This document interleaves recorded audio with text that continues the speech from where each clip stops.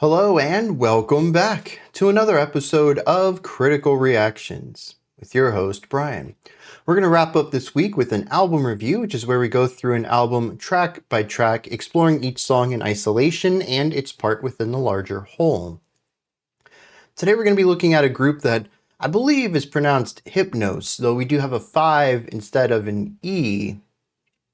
For some reason, I think we're getting electronic music.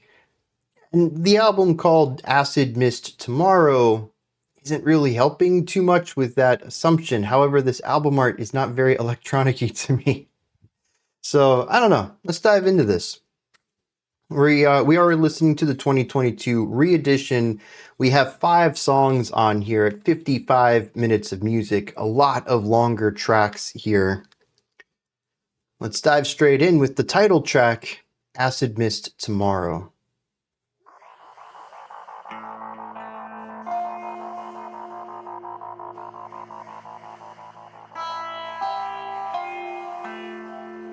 Okay, I'm not thinking electronic anymore. We definitely have some digital sounds, but the guitar makes me think it's going to be guitar-oriented music.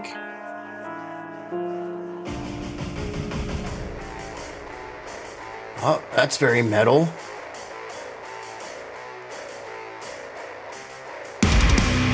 That's very metal.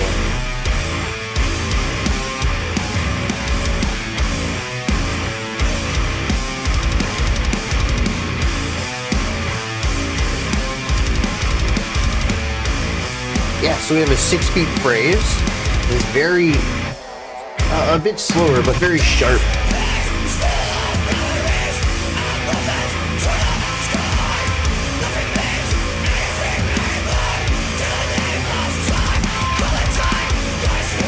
And we've moved from the 6 to an 8.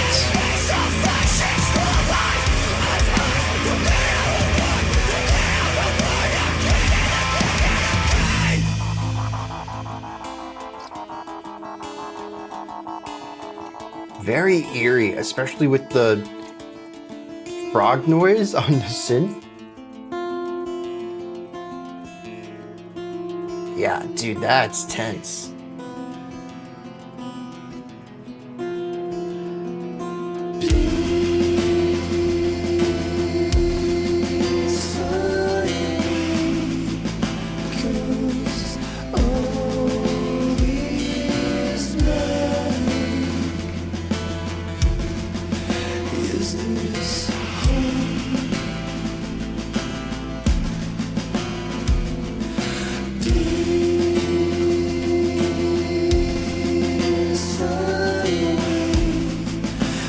I really like the snare focus. They're kind of giving it a bit of a marching feel, very forward momentum, which works well with the sort of light ambience from everything else. Wake up and you remember you were dreaming. You remember you were dreaming. Wake up. You were dreaming. You were dreaming. You were dreaming. You were only dreaming.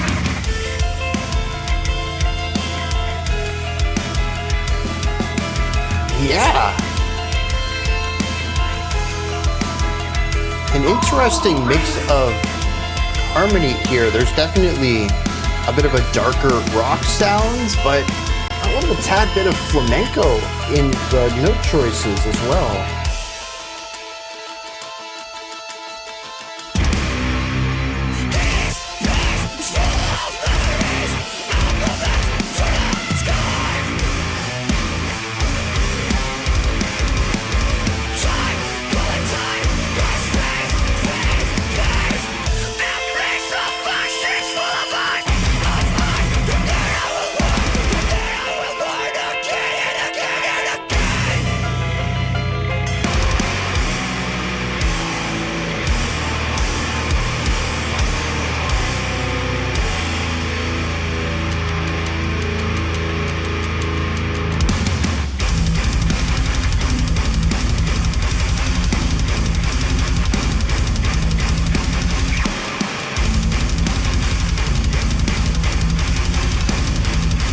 Very heavy, aggressive, forward momentum.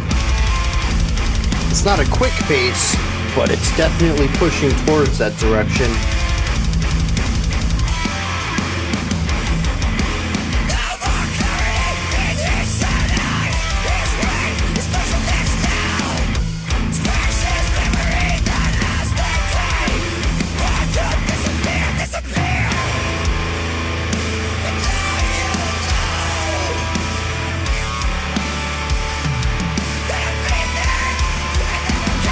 Lots of dissonance just hanging here.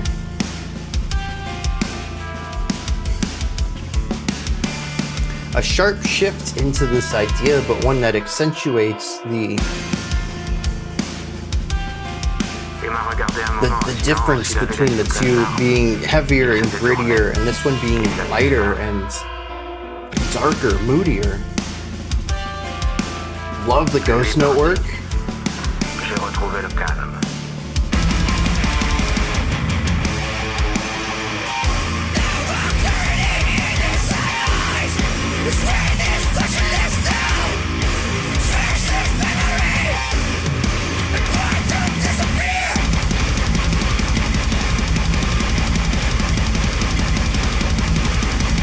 Super syncopated.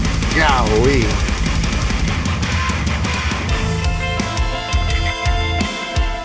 Et moi aussi, je me suis senti prêt à tout revivre.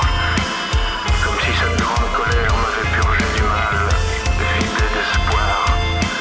Devant cette nuit chargée de signes et d'étoiles, je m'ouvrais pour la première fois à la tendre indifférence du monde. Yeah, dude, pulling back to those triplets. Et que je l'étais encore. That section felt like it slowed just a moment, which worked really well at bringing this intensity even further down. Elles annonçaient des départs pour un monde qui maintenant m'était à jamais indifférent.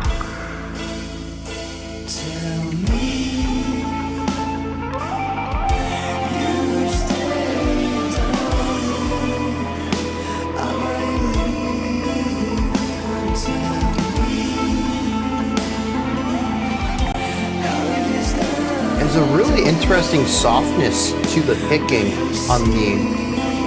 on the tremolo that almost feels like it's finger picked. It isn't. There was one specific or two specific notes or so that I heard definitely a bit harsher.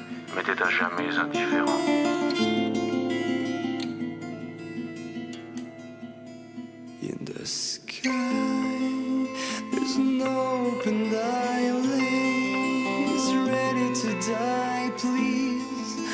Please don't go by, cause there's no horse to ride. You're walking on a feet of leaves.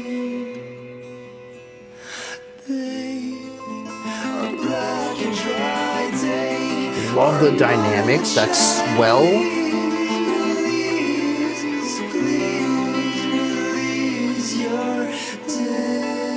Pour que tout soit consommé. Pour que Like je a lot of ressente spoken moins word seul. on this.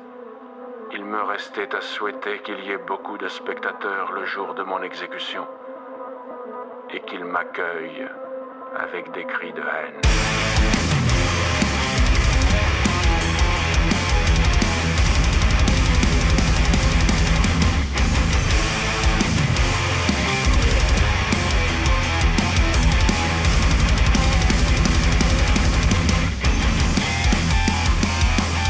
Oh, dude, those are tense dyads, golly, and very sharp timbres too.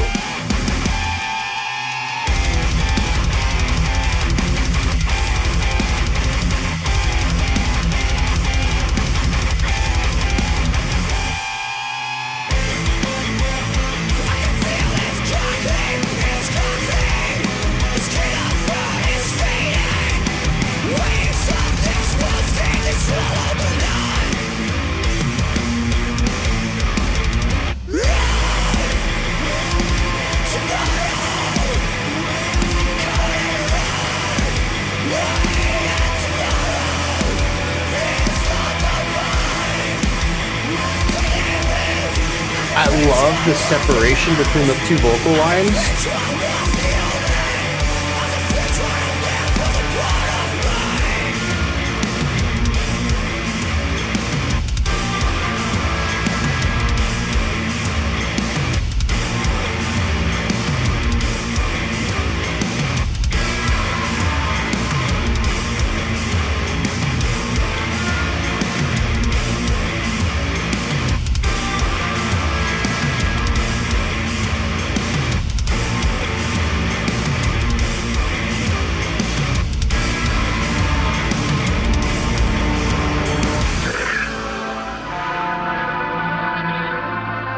Si j'étais un homme,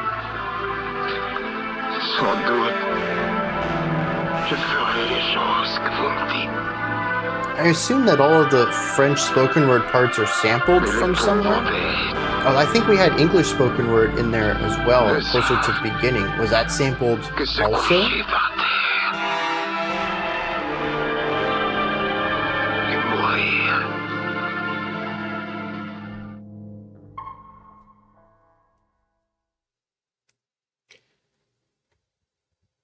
It's pretty rare on this channel for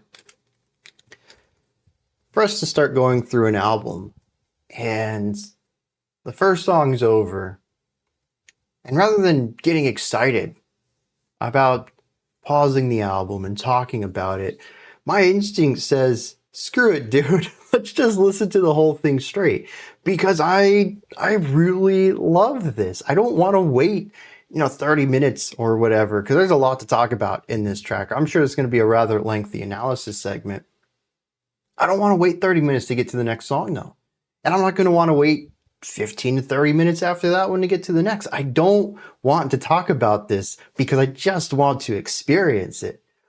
This is excellent. It is somewhere between post-hardcore and metalcore with a healthy sprinkling of new metal tossed in there. I can hear bits of Oh Sleeper in here. I can hear bits of Greyhaven. It's a lot of sounds that I enjoy. And I love the hyper contrast on this track too. There are some really gritty, gnarly, very rhythmic metal sections, sticking on one or two notes and just creating some filthy rhythmic grooves out of it, somewhat djenty, if you will. And then there's other sections that remove a lot of that grit and dirt and distortion and focus on a darkness of harmony.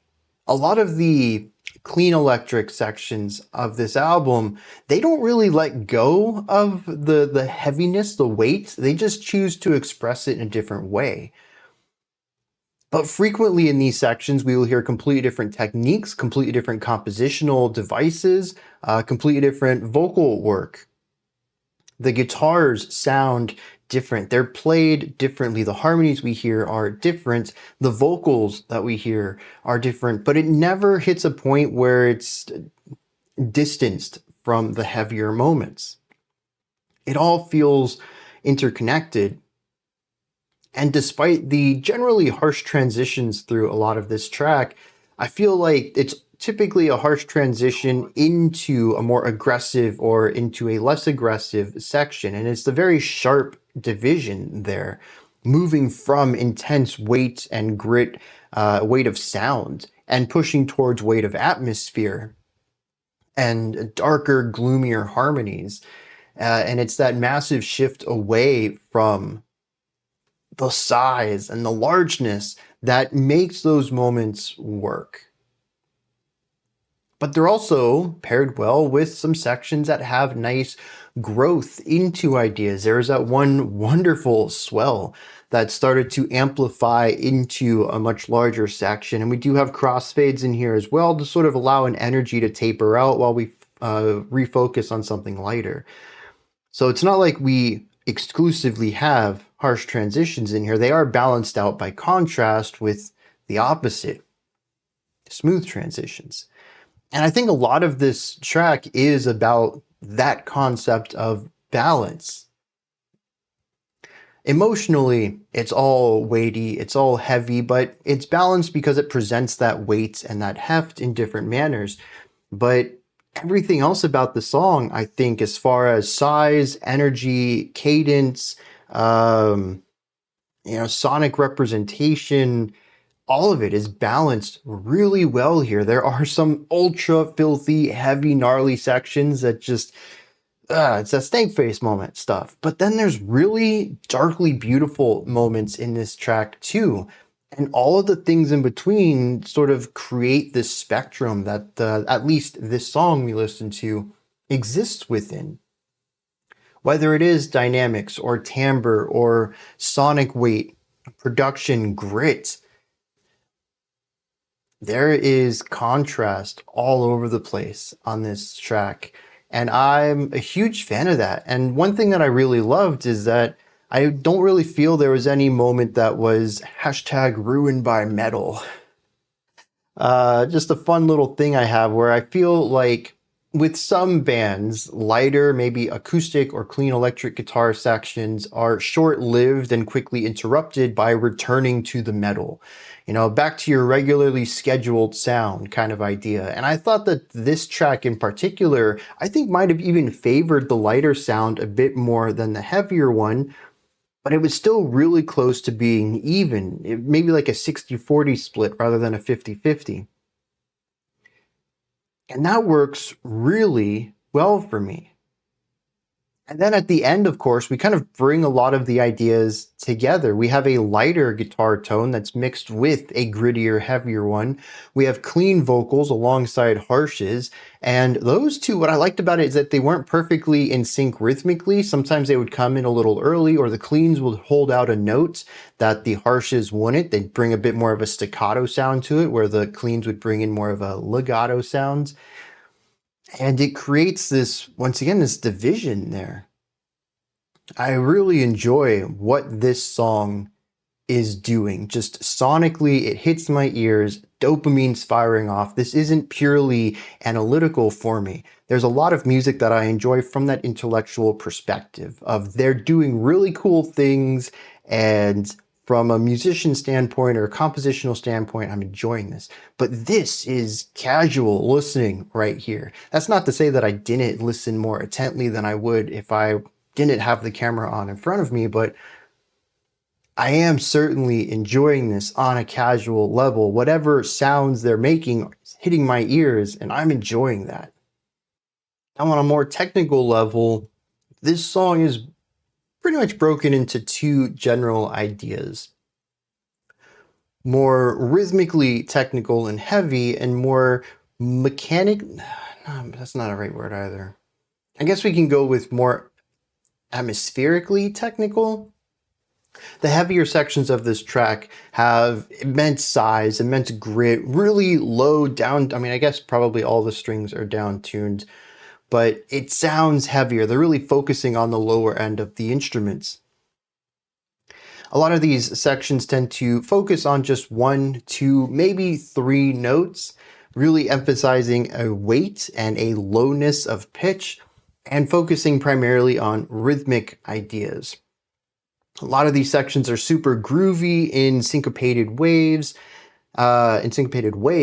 and creates this heavy, groovy, almost djenty type of metal. Now the riffs, as far as I can remember, don't really have a lot of melodic qualities. They're memorable because of their grooviness, but not necessarily so much of that. You know, they're playing a bunch of notes in a pattern that sounds melodic and is infectious because of the way that the notes change. It's really about texture and rhythm here. And they're not afraid to play around with the rhythm either. There is syncopation, which is creating accent points away from the downbeat in specific patterns that the shifting from offbeats to downbeats is infectious. It makes you want to move your body or headbang or whatever. But they also play around with time signature and polyrhythm. And I think this is very cool.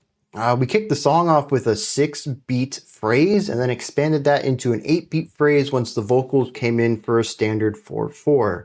That's not to say that we had 4/4 every time the vocals were present. That's not what happens in this track. But I do think it was interesting that it started off that way and kind of gave me that false sense of security, in a sense. That, okay, the band's going to get technical with the meter, but when the vocals are going, I can expect 4/4, so I can generally find home. So, yeah, no, that doesn't happen. The vocals are not a home base. It's not a return back to anything. And that's just how the song kicked off. There's plenty of moments in here where the vocals came in and things got wonky, whether we had odd time signatures or odd phrasing. And this actually threw me off a couple of times where there were sections that were in 4/4, but just didn't feel like it. Where out of a 4-bar phrase in 4/4, so we're looking at 16 beats here, maybe instead of dividing it up in half of an 8-beat phrase and an 8-beat phrase, we have a 9 and a 7, or a 7, and a 2. Just some different ways to change things up so that it feels like or alludes to a different phrasing, or phrasing from a different meter, rather than something that fits within 4/4 naturally. There was also places where we shifted the meter, where we might have done, like 15 beats. Now we got 4, we got 4, we got 4. Okay, we're in 4/4. We got a 3 to wrap things up. Kind of changing things up on you, dude. You thought you were in 4/4, you weren't safe though.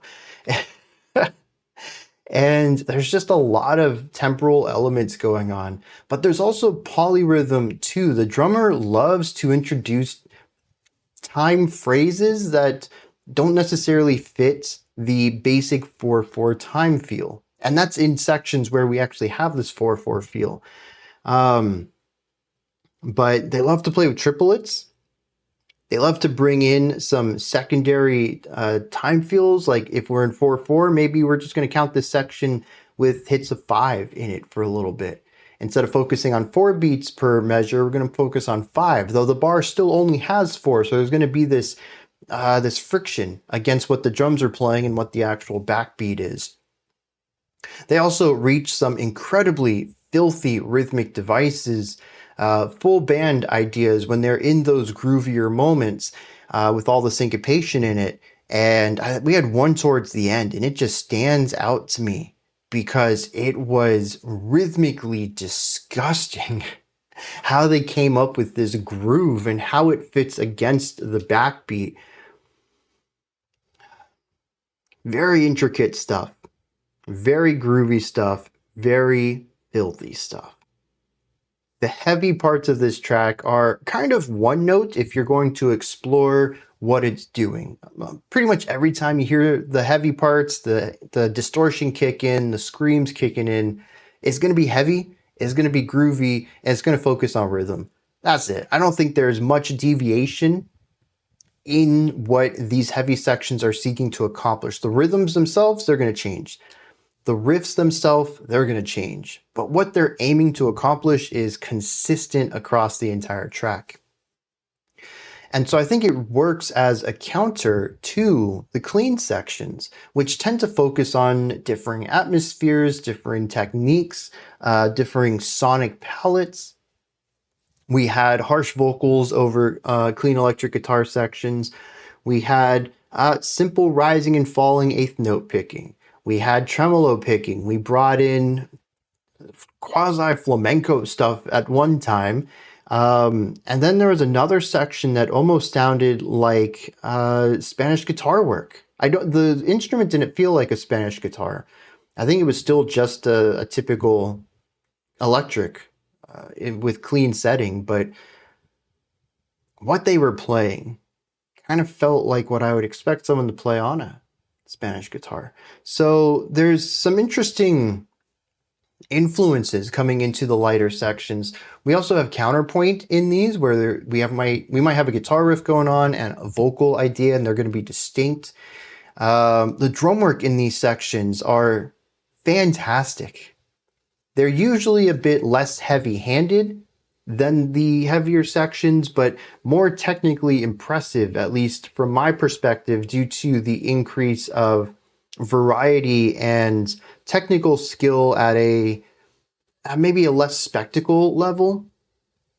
I mean, that entire ghost note section, playing with the toms and the bass kick and the hi-hat, opening and closing the hi-hat, there's a lot of stuff going on in that moment, but it feels muted. It feels quieter and less involved than some of the louder, noisier drum parts. But it isn't. I think it's actually more involved, and it's probably tougher for the drummer to play that part since there's more things to think about. And there's the variety of attacks too. And that's something I really like about the soft section is the dynamics. The heavy section is a 10 intensity, 10 weight, 10 size all the time. But when we get to the lighter sections, there's variety here. Sometimes it's minimalistically layered. Just a guitar, maybe the drums, sometimes a bass, maybe other times we'll have a couple of guitars and the vocals, and volume-wise there's variety here as well. We had some super quiet stuff, we had some mid-quiet stuff, we had swells from one to the other, we had volume dynamics. Yeah, dude, I'm all over the clean sections on this. They, much like the heavier sections, tend to focus on one idea, though. It's this solitary feeling. There's usually a sort of doom and gloom, some sort of darkness and emotional weight to these sections. They never really deviate from that. And they're usually more spacious, too. That just feels open. It feels alone. Very different from the crushing weight of the heavy parts. And so I suppose if you wanted to simplify this down, you could say, well, all the clean sections, they aim for this doomy isolation stuff. Yeah, you'd be accurate in that. But I feel like their approach to achieving that differs from time to time, and it goes beyond simple things like the riff is different. There is much more variety in these moments, and I think that's why I enjoy them being a bit more present than the heavier ones. And it allows the heavy moments to feel heavy. Every time we come back to them, I'm like, geez, dude, I forgot how big this stuff is, how gnarly their rhythms are. And we spend enough time away from them that I can kind of forget for a moment. I remember they're heavy, I remember they're loud, but that big? Yeah, dude, I don't remember that. And it allows them to really hit. This is what I talk about with contrast. You want your 10s to be 10s. You got to bring the song down. It'll make your 10s feel like 11s in contrast. And this band does it phenomenally well. I absolutely love. And the thing is, too, is like, if I had a whole album of the heavy stuff, yeah, that might be a pass for me. We've definitely listened to heavier, noisy music before. There's stuff to appreciate in it, but it's not my cup of tea. But I really liked the moments here. And it's not really because this band does anything different in those moments, but it's because of what the band does outside of those moments. And I think that's what really makes them shine to me. I really feel that weight pushing down on me unexpectedly. How did we get here? When did we get here? I don't know. And that sort of feeling of being lost rather than being constantly crushed under that weight is something that I can appreciate and enjoy a lot more. Is there anything else I wanted to add to this?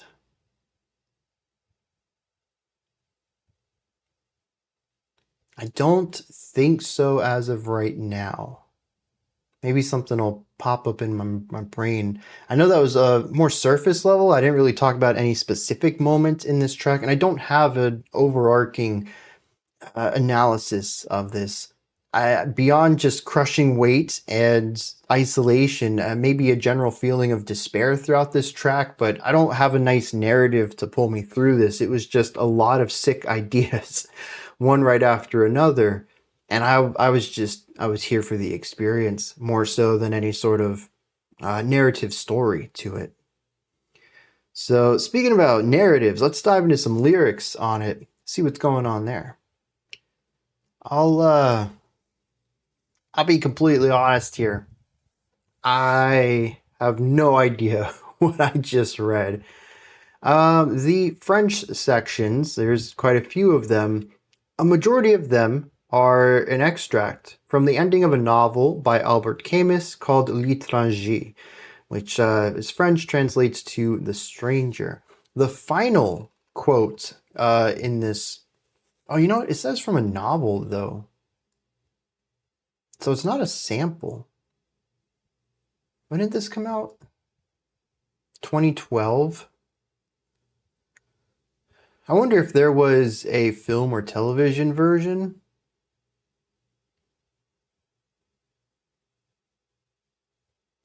Or maybe they recorded the spoken word themselves. Anyways, the final bit that played at the very end isn't from that story, though. It's from La Belle et la Bête, which translates to Beauty and the Beast. But we also have the English spoken word at the beginning, which I can find no source for. So either it is sampled from a film that is so obscure, searching for the specific quote brings up nothing, or it's something that they wrote themselves and did spoken word for, which I think is pretty cool. A lot of the times there's spoken word in music, it is because there's a quote or a phrase or something from a film that the band wants to include in. Very rarely, at least, do I experience a band who puts in their own spoken word in their music. I find that to be interesting because usually your singer would choose to sing the words that the lyricist wrote.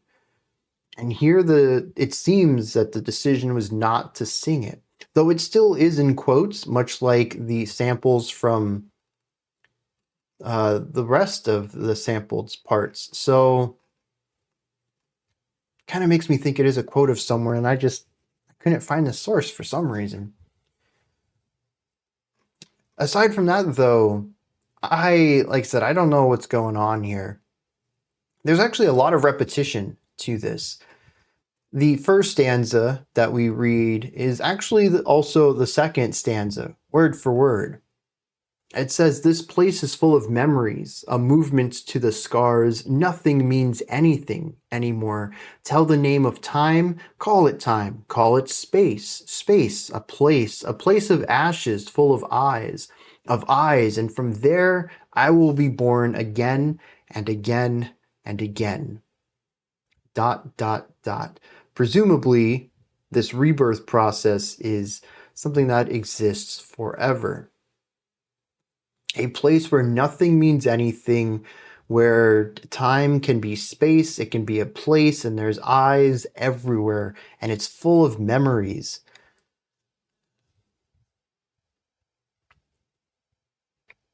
I believe you could take this in a spiritual direction, a place beyond life, but I also think that it more accurately represents the mind, particularly a mind that someone isn't too welcome within.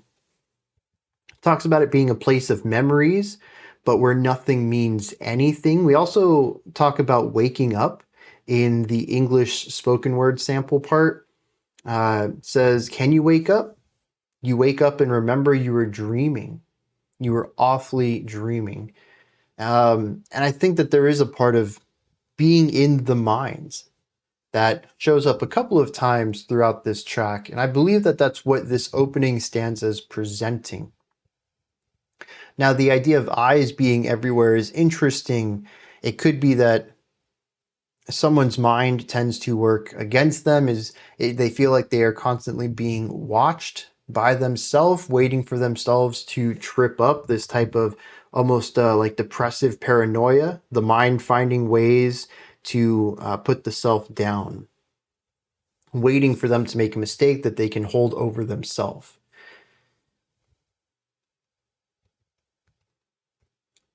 But later on, it says, "No more clarity in his sad eye, and his brain is motionless now.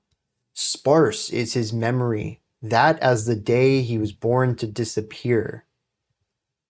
And now you know that I've been there, nothing can change."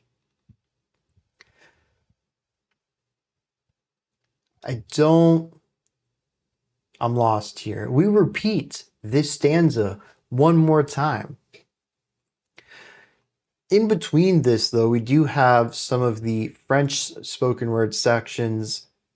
They translate to, "He looked at me for a moment in silence, a tear in his eye. He turned away and disappeared. And when he was gone, I found peace again.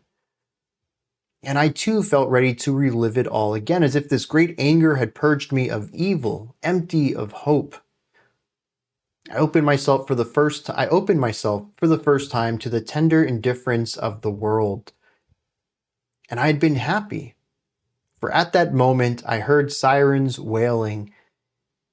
They announced departures for a world which is now forever indifferent to me." So we have this element of change in the self and of altering relationship to one's environment. The idea of the sirens wailing and a world being indifferent to me, it's repeated. Again, there's importance to those specific lines, but I suppose it's just to speak about how he doesn't seem like he matters within the world anymore. It says, in the sky, there is an opened eye. Once again, eyes around the person, this feeling of being seen or noticed or surveilled. It says he is ready to die, but please don't go. We're walking on a feet of leaves. They are black and dry. They are mother and child. Please release your dead now. I don't know, dude. It talks about feeling the skin of the earth cracking and fading beneath them, and it is swallowing the light from the sun. And then it ends with the spoken word sample from Beauty and the Beast. If I were a man, no doubt I would do the things you tell me, but the poor animals, they only know how to lay down on the ground and die. So we do have an element of death pervasive through this. We have this final line here that brings up death. We have the idea of please release your dead now, and of black dry leaves between our feet, beneath our feet. In the French spoken word section, he says he hears a siren and knows that it's someone leaving this world. And yet through all of that, we have rebirth of our protagonist, them growing and evolving into a way of viewing the world differently than they did originally, and also right from the start, saying that this place, what I thought was their mind, is a place where they will be born again and again and again. There is an infinite life and growth for our protagonist, but they are surrounded by the dead. And maybe this is all figurative too. The rebirth, of course, seems to be about evolution and growth. Maybe death is about stagnancy. Stagnation? I don't know if stagnancy is a word. I'm picking up on ideas, but as a whole, and actually looking at specific lines too, I'm very confused by this. There's depth to it. And I'm missing out on something to help tie it all together. We're going to push forward, though, into the shortest song on this album, just under 8 minutes. It's called 6 Fingers. In one hand, she holds the dawn. You know, I just realized Acid Mist Tomorrow doesn't mean anything to me either. Yeah, the lyrical elements, I should say the literary element of this album, I think it's all going to go right over my head. I'm going to pick up on some things, but a cohesive understanding of this I will not have by the end. Let's dive into this one.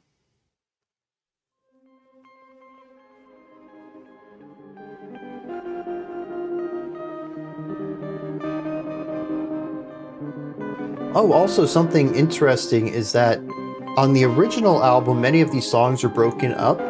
For instance, this one had a part 1 and a part 2.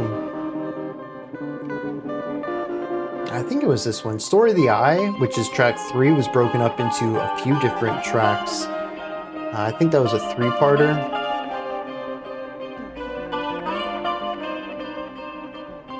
But on this 2022 release, it's just 5 tracks, which I think is the better way to do it.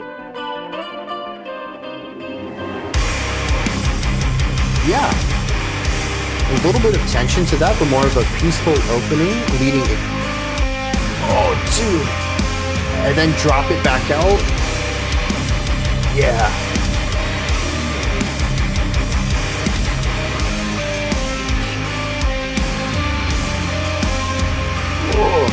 The harmony coming in on the right.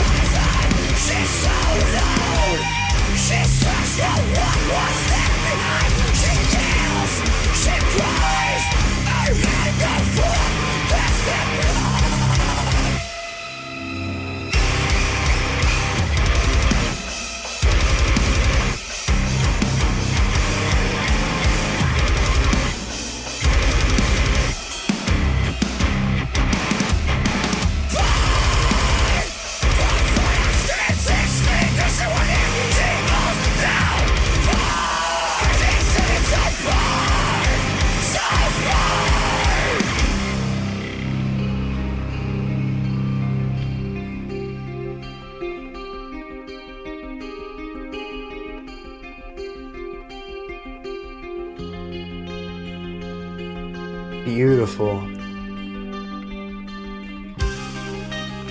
Yes.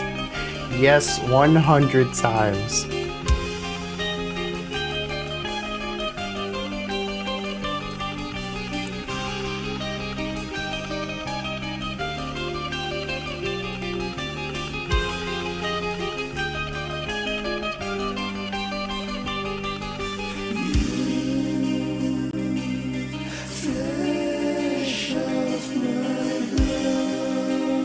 Very eerie and very uncomfortable.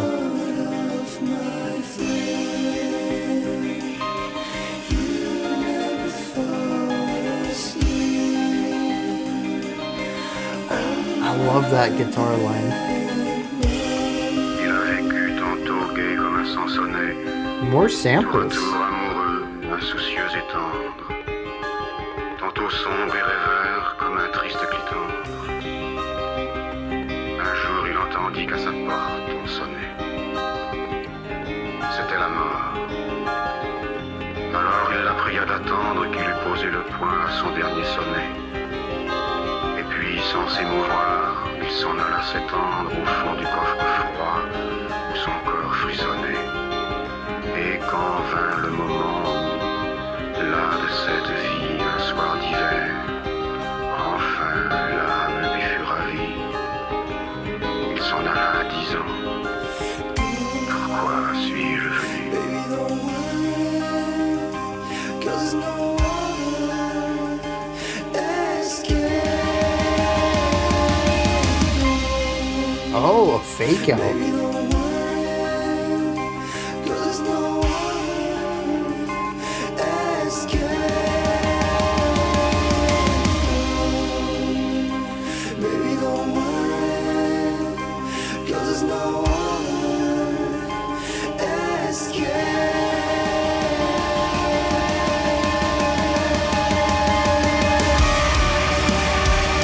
Okay. Tension aside, we only did 3 times on that.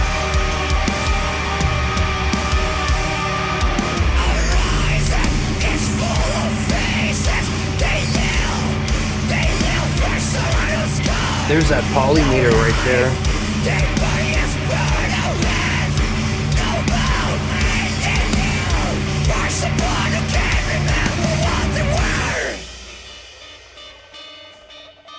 Oh.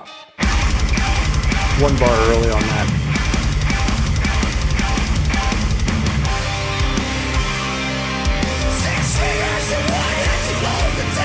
And see, the gritty filthiness also elevates the more beautiful melodic and harmonic ideas as well.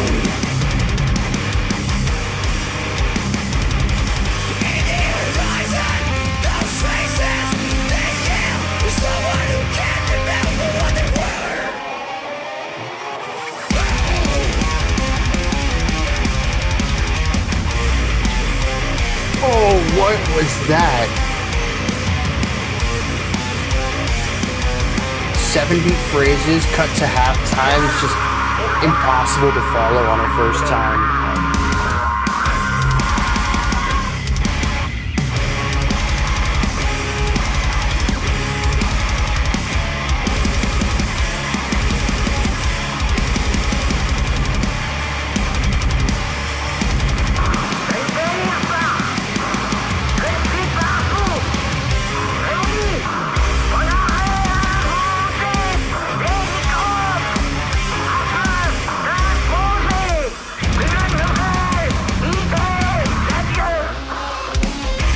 Dude, this song's all over the place. It is not content with sitting still at all.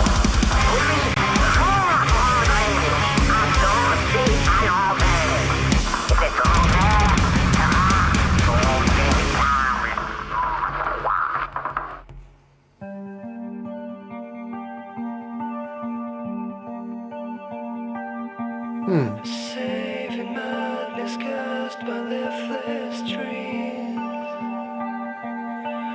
Gehenne song filtered the smoking rains.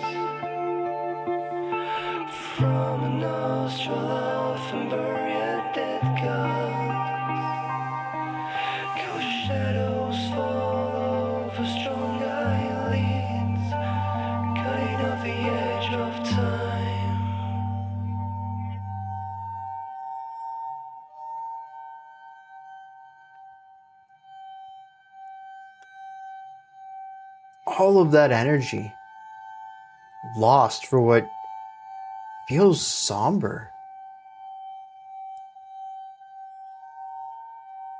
I mean, the vocals barely had any energy behind them at all.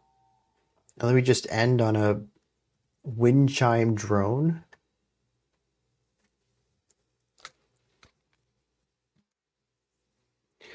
Yeah.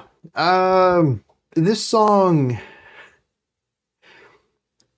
a lot of what I talked about on track one, I worry this is going to be like the Frontierer album, where every time I wrap up a song, I'm like, well, that was crazy. We had highs and lows. And that's like the extent of my understanding of this album. But this song, I mean, it continues to solidify my idea of who the band is by doing something very similar to the first track. It is quite impressive to hear just how many ideas are on this song, how consistently things can change up, and how, I suppose in a sense, identifiable this song is. Compared to Acid Miss Tomorrow, despite doing a lot of the same things, the blueprint is certainly there. It's a very different track, too. But I don't know that I get anything different out of it. The riffs themselves are different. When we shift between highs and lows are different, but the heavy parts still feel heavy and gnarly and just really aggressive. And they're contrasted with lighter sections that feature more melodic, harmonic, and dynamic writing styles. We still have what was it at the beginning? A quasi, I don't know. I wish I could pinpoint exactly what it is in some of these clean guitar harmonies that remind me of Spanish classical music. Or even at times Spanish folk music. It's something about note choices that continue to show up. And I find it really interesting because I think this is a French group. And I don't know. Maybe I need to explore my European music a little bit more in depth and do a refresher on it. But Spanish and French music, I would expect some similarity, but not enough for me to confuse them. So either this French band has a lot of Spanish music influence, or their French music influence sounds like Spanish music influence because there's an overlap there that maybe I've forgotten about. It has been a long time since I've studied Spanish, and actually I don't think I ever took a course on French music. Even when I took my world musics course, I don't remember. I remember studying African musics, a few Asian countries, South American we covered a lot of in that class, but it was only one semester, so I can't believe we didn't cover any European stuff though. Or if we did, only Spain? I don't know. I'm getting way off topic here. This is a conversation for me to have with myself later. Anyways, though, I hear a lot of Spanish music influence, particularly in the clean electric sections. And it's not so much about technique or timbre, it really is note choices. What kind of chords and melodies are being played there? Regardless, though, there is something that shows up a little bit more on this track, which is a bit of a somber element to it. There's definitely a darkness, but I found it to be a weight on track one, using the emotional elements of the cleaner, lighter sections to take the heaviness of the bigger metal sections and introduce that heaviness in the form of, rather than sound and sonic qualities, but harmonic ones.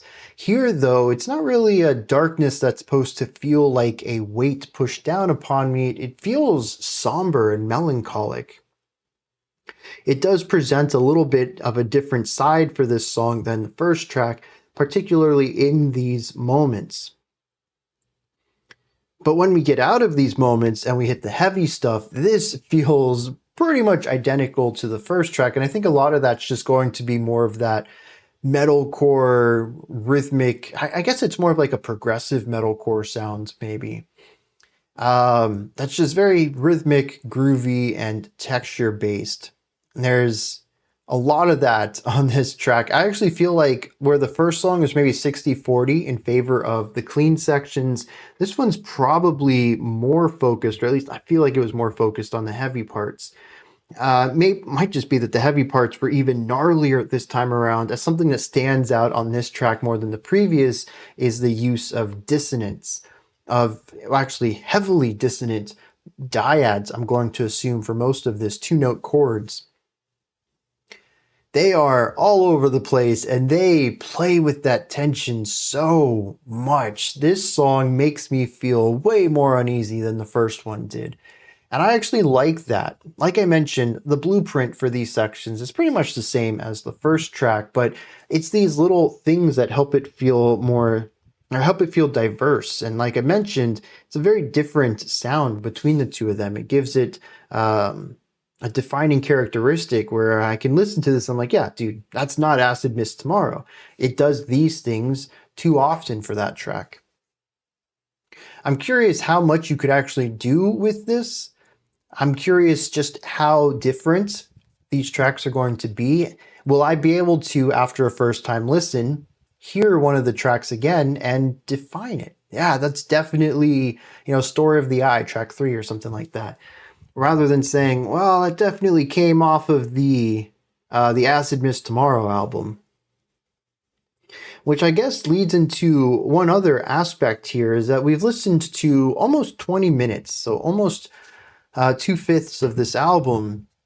And despite the blueprint being very similar, despite their sound being rather consistent, there are a lot of ideas on this. And some bands do this very well. Some bands can get very samey, but I do find it impressive just how many riffs these guys can make that retain the energy and feel and vibe, but are consistently different or unique enough to not have the songs blend together for me. This is definitely something I find often in, I guess it's, you know what it is? It's particularly the core style of metal.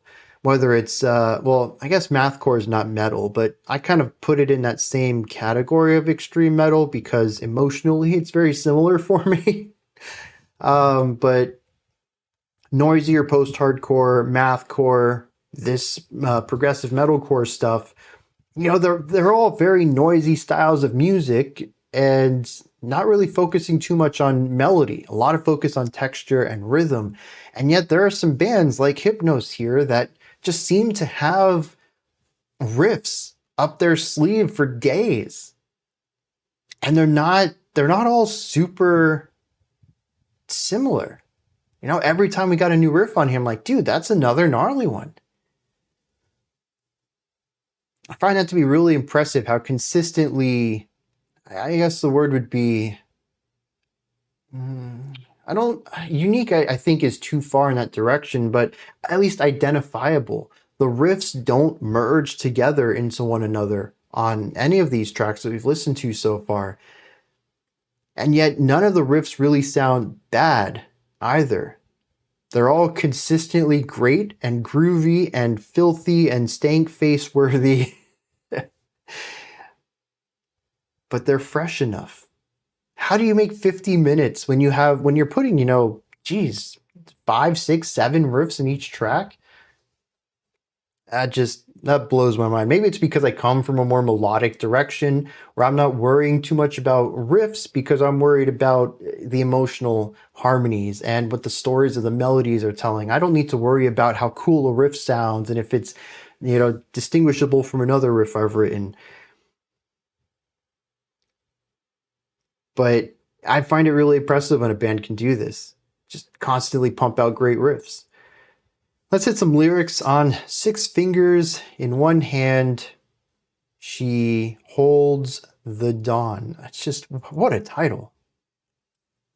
Yeah, and once again, lyrics are vague, confusing. I find very little through line between much of it. The beginning starts and says, "In the horizon, she is so alone. She searches for what was left behind. She yells, she cries, her hands are full of dust and blood. Far from that scream, 6 fingers in one hand, she holds the dawn. But she seems so far. Flesh of my blood, blood of my flesh, you never fall asleep over my dead body." What does any of this mean at all? It seems incredibly nonsensical. We then have another French spoken word section.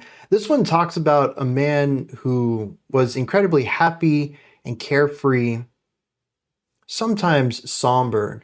One day, death is at his door, rings the bell, and he notices who it is, and he begs death to wait. He has to finish something. But when he does, he then goes to lie down. His body shivers, weary of the life. And on this winter evening, his soul is finally taken from him. He went away saying, "Why have I come?"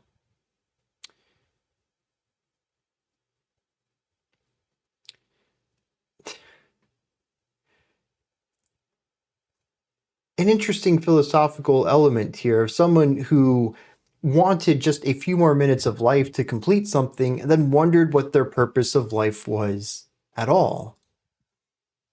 What this has to do with anything else that we've explored in the lyrics of this is beyond me. It then speaks about a horizon full of faces that yell for someone who's gone. They have no light, their bodies are burnt, they have no hands or mouths, but somehow they still yell for someone who can remember what they were. This idea of the yelling faces on the horizon, it comes up again later in this track. There's some sort of importance to it, but I don't know what it is.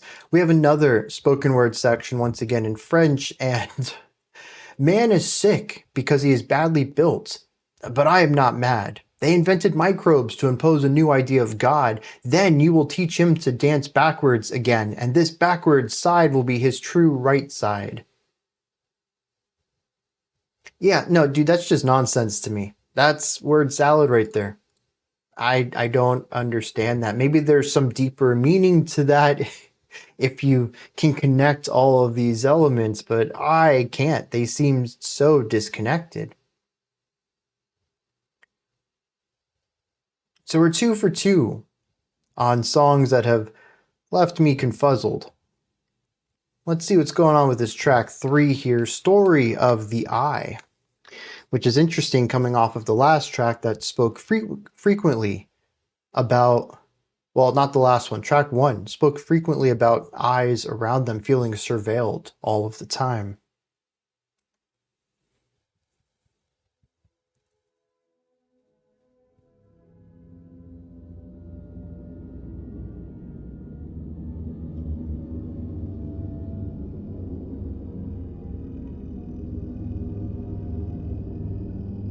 An object is a result of looking at something which in itself has no quality or charm. I pick something which in itself has no meaning at all.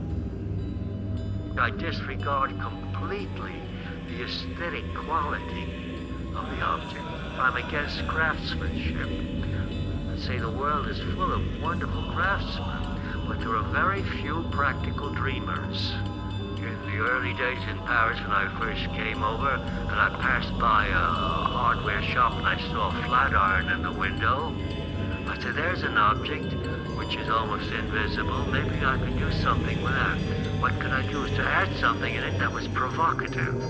And so I got a box of tacks and glued on a roll of tacks to it to make it useless, as I thought. But nothing is really useless. You can always find a useless even for the most extravagant object.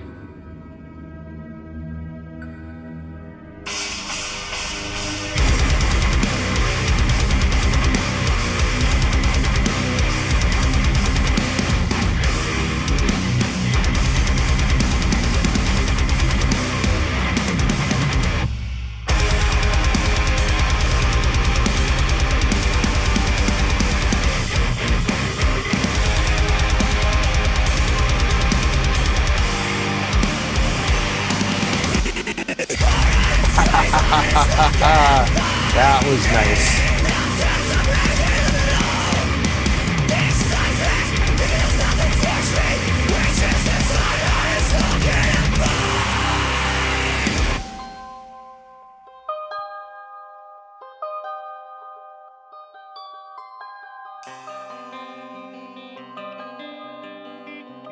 I think that first instrument is out of tune.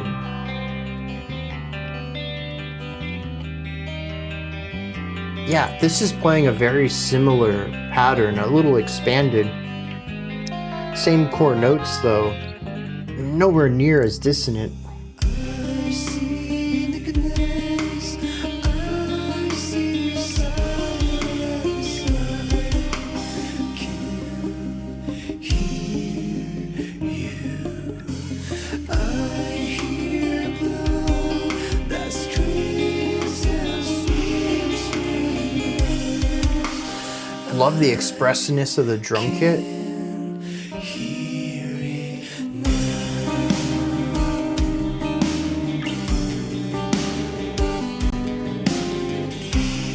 A beauty in this solitary, haunting elements.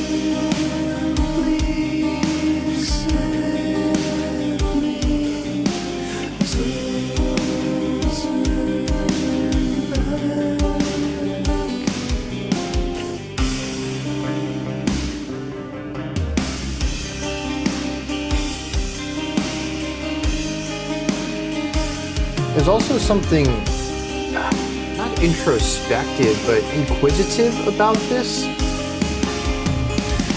It feels curious. That screams and screams.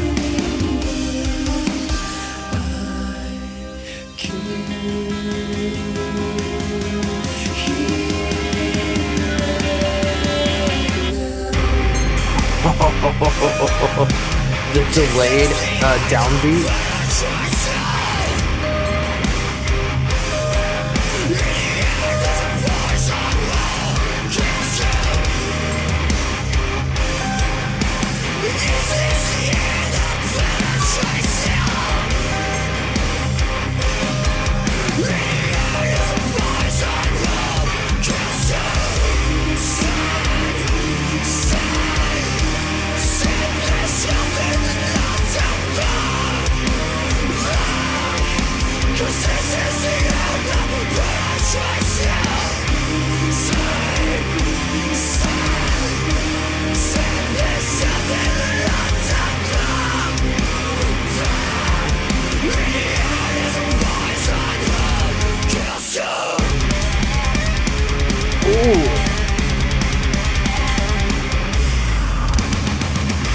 Oh, the way that bottomed out.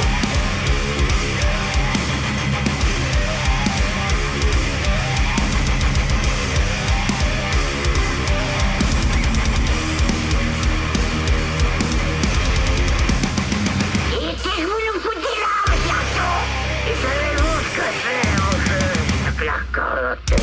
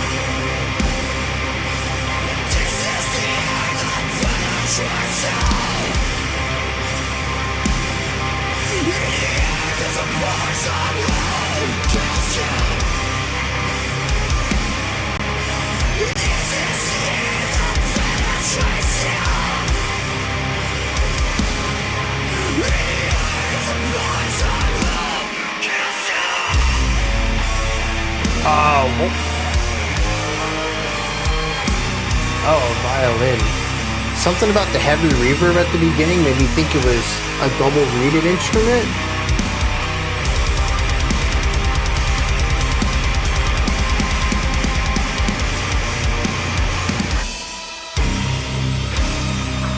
Lorsque vous l'aurez fait d'un corps, vous donc, alors vous l'aurez délivré de ces automatismes et rendu à sa véritable et immortelle liberté.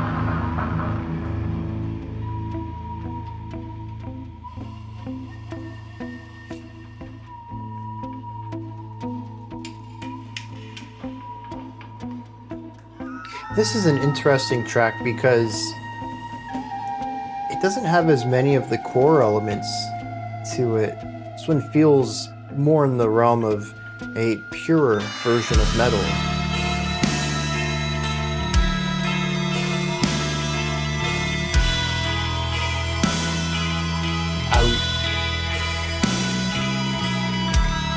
Yeah, the drone in the background's kind of working for me. That might be because it's just a really long drawn out melody rather than a drone.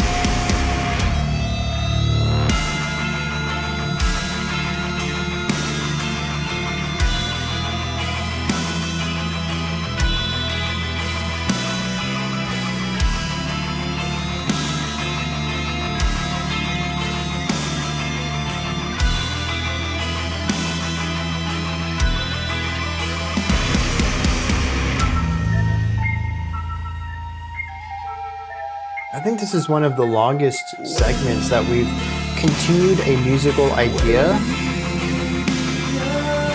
Different pitches, different ranges, different timbres, but we've had something similar on the foundation of this for a couple of minutes now.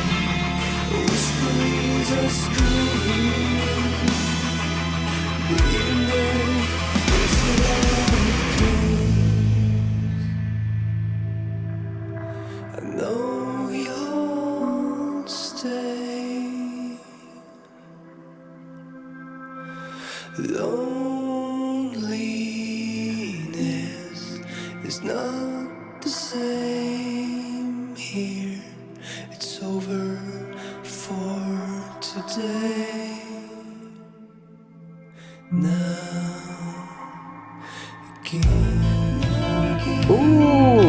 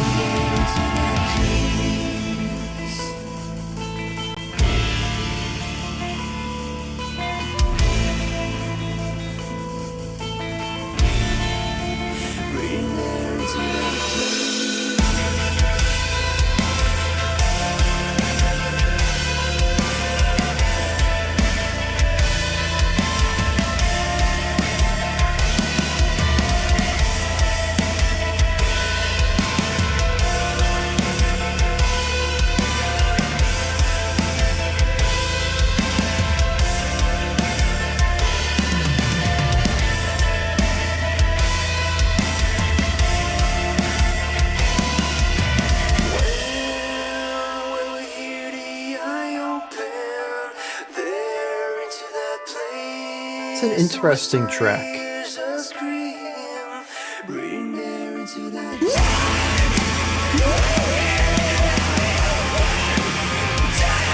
Okay, I was not expecting them to ramp it up for this outro.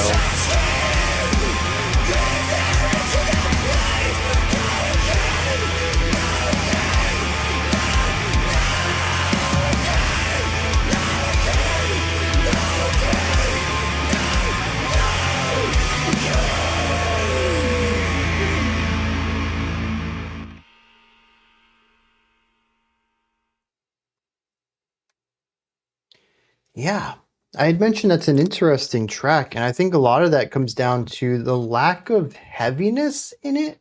And that's comparative too, because I'm finding that a lot of the heaviness to me is in the noisier dissonance elements, which the first track kicked off some, and the second track leaned into heavily. And I had even mentioned about halfway through this track that it kind of lost some of those not post, the hardcore elements to it, and is exploring more of a purer type of progressive metal in this one. In fact, there are parts of this track I might even put into the post metal style of music. Very focused on atmosphere and textures rather than riffs and grooves. This is a song that also sits in the more somber lower side of things for a much larger amount of time, especially given that it's our longest track so far. There is only one longer. It's going to be track 4 after this at 13 and a half. But at almost 12 minutes, the vast majority of this was on the lighter side of things. Even there at the end, we brought in some distorted guitar and some heavier drumming, but with the clean electric still playing in the background, the energy still being a bit lower, this just feels like a bit more of a lower energy track in general. And I find that interesting, but I suppose it also makes sense. It's the very middle of the album, and Story of the Eye is very close to Eye of the Storm. It's the calm before you get back into the chaos. I wager that tracks 4 and 5 are going to ramp up the intensity back to what I expect from this group, but this is a nice midpoint, an area to sort of chill out a little bit and focus on some more introspective moments. And I really think that's what a lot of this song feels like to me. Once we get the energy down, a lot of the melodies in here are both introspective and inquisitive. I don't know that the song is consistently introspective. I don't think all of it feels like peering inside oneself, but there is a constant inquisitive element to it, a curiosity to this song, a need or a want for knowledge. At least that's what it sounds like to me. And I really like the lightness of all of it, even with, I actually think we have acoustic guitar in some of these places. That's how light the timbre of the guitars feel like at times, but certainly a lot of clean electric in here.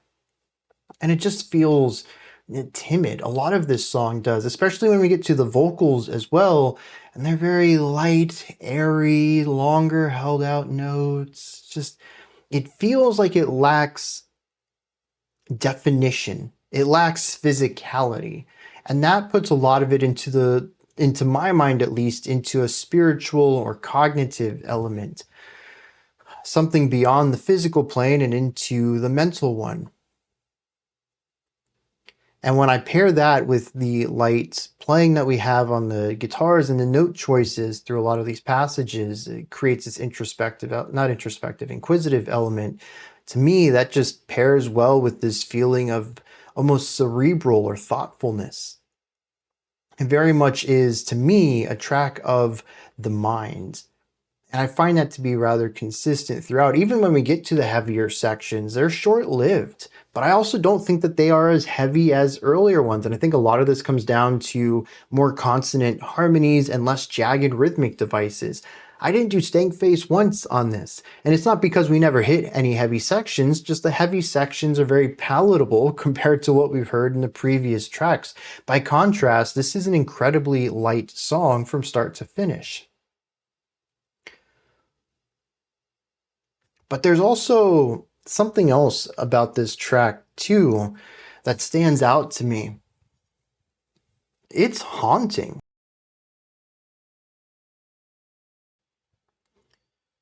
There is a beauty to the eeriness, but it is something that feels not dangerous, but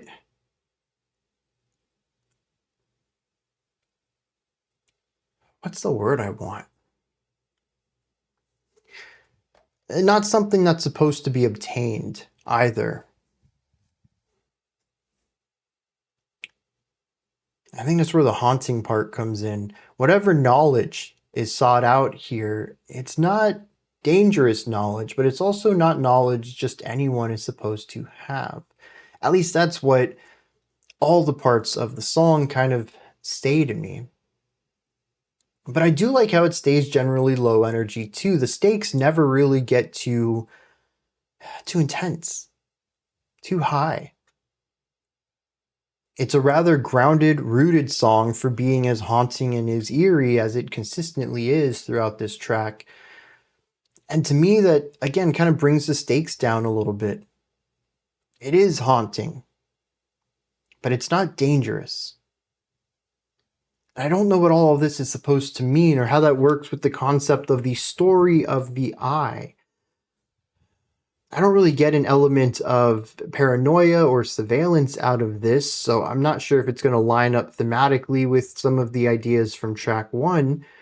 But once again, we do have this concept of the eye brought back and put into the conversation of the art.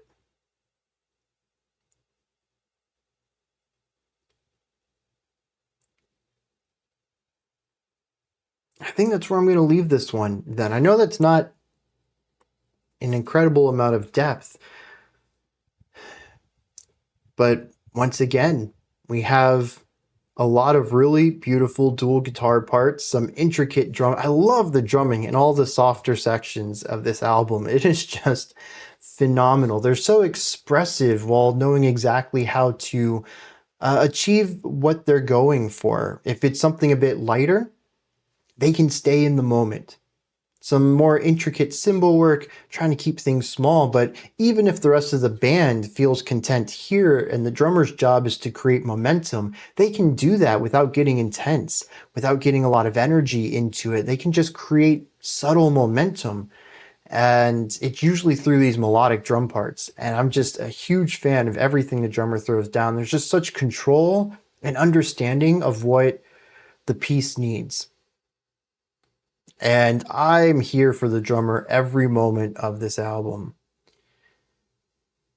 But a lot of the other stuff, other than the fact that this sits within the lower energy stuff for a much larger portion, I mean, it pretty much lines up with what I'm expecting out of them.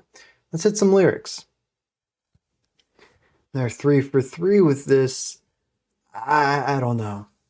There's a lot of repetition in this one, though. The end of the song features the same stanza repeated over and over, but I'm pretty sure there's some instrumentation that happens between those. We just continue to return to this one idea.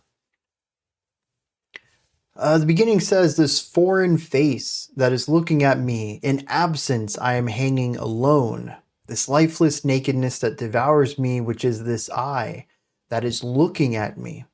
I can see silence, I can hear blood. It screams and swims in reverse. Sand, please help me, don't turn back. This idea of asking sand for help and not turning back pops up many times, and it has me wondering if we're talking about sand of an hourglass. We're talking about time here, asking time to help and not reverse.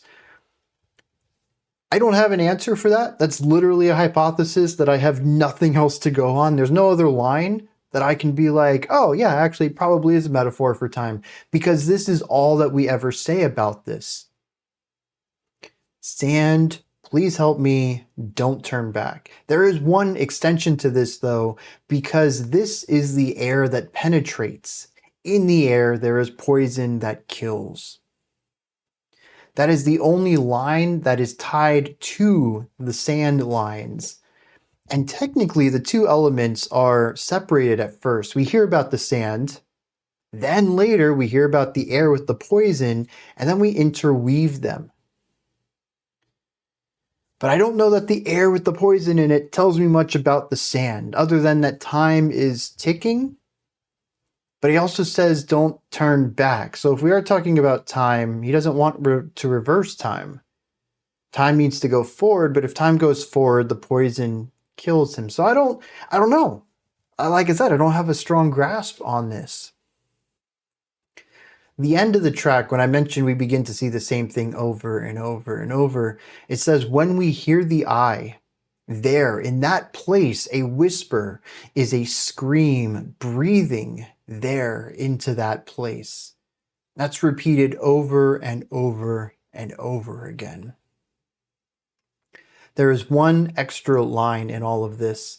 Loneliness is not the same here. I think that's interesting because at the very beginning, he talked about the hanging alone in the absence of a foreign face that looks at them. The only entity aside from themselves is this face that they don't recognize. When it's gone, they are alone. But by the end of the track, it says that loneliness is not the same here.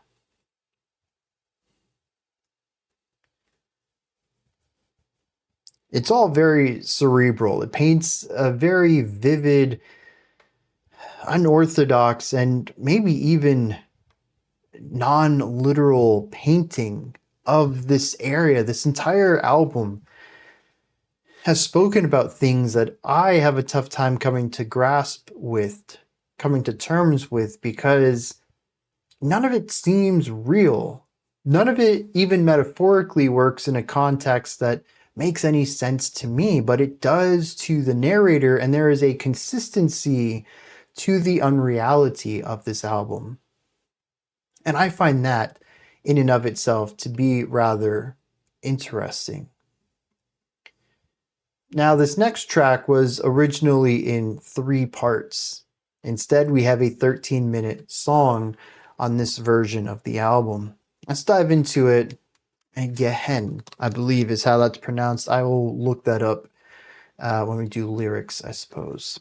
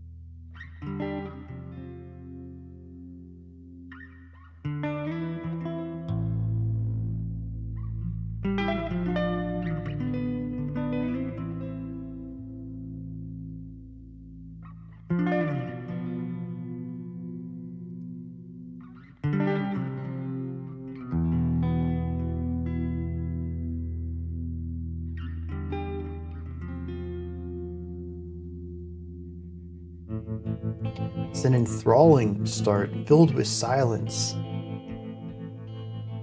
Curious chords. Where does it take us, though?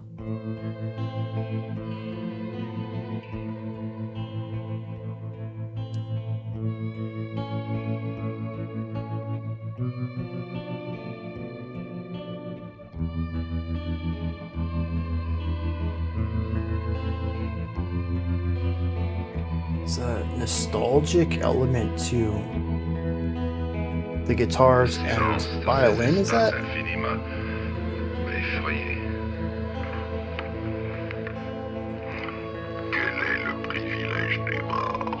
The tension, sadness, pain.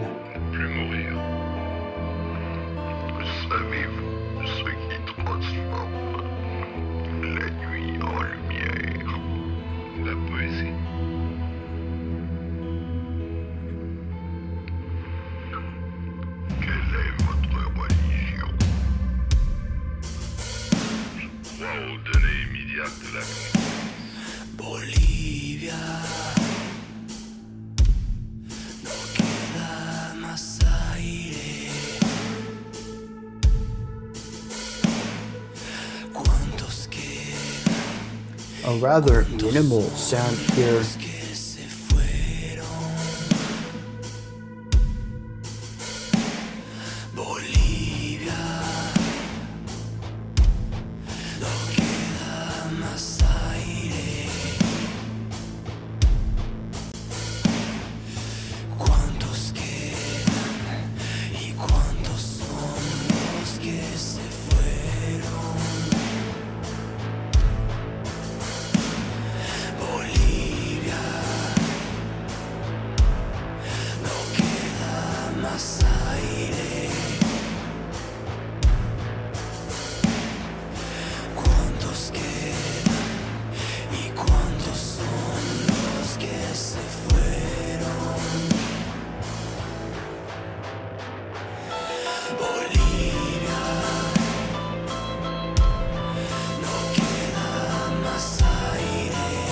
Alright, so this is interesting too, because I'm pretty sure this is Spanish.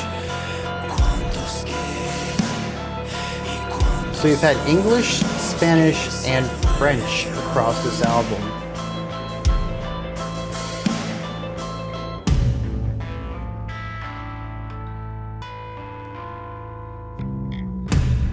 No queda más aire.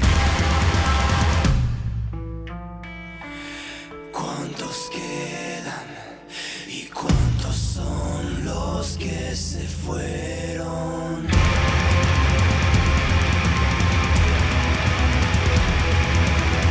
L'espace règne.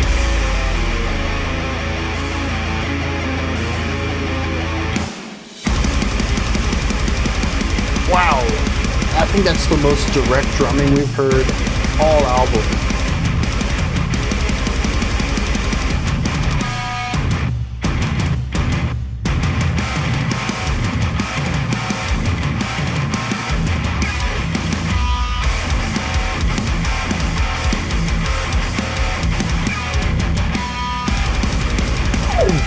What is that?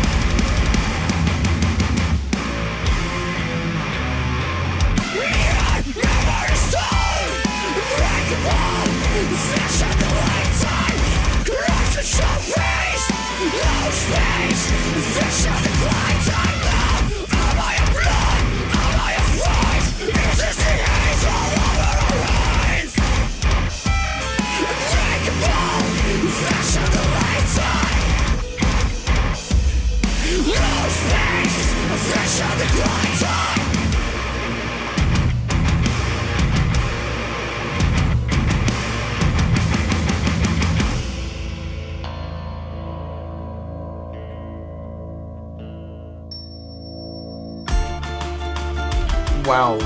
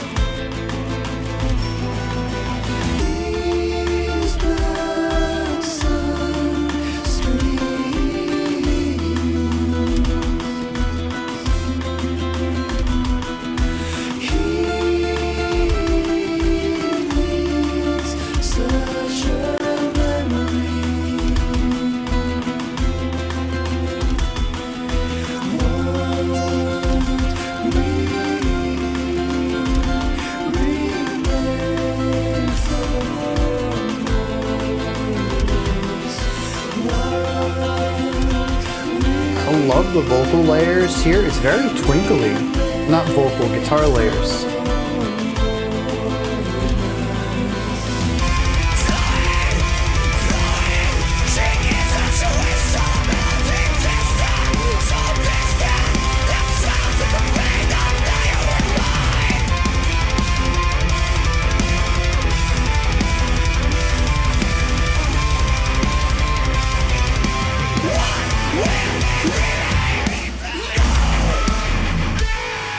Back to this stuff. Good gravy.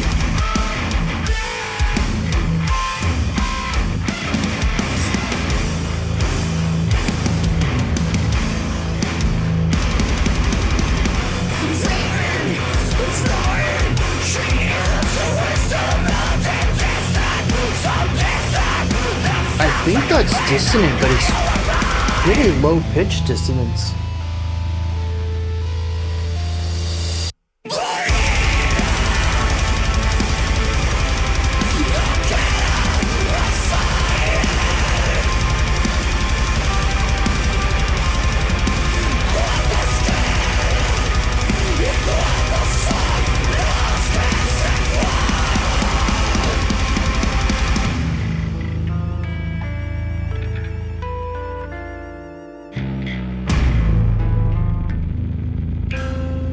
I wonder if that was supposed to be muted.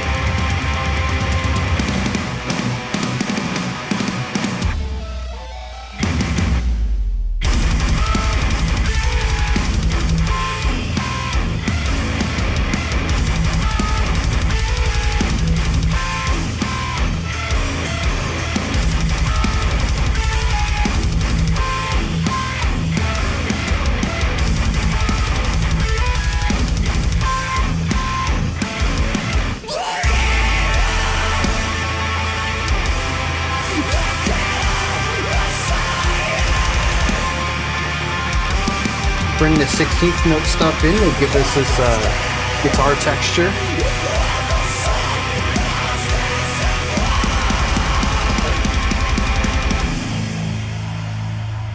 Praised be the unfolded inside petal, flesh of tenderest thought.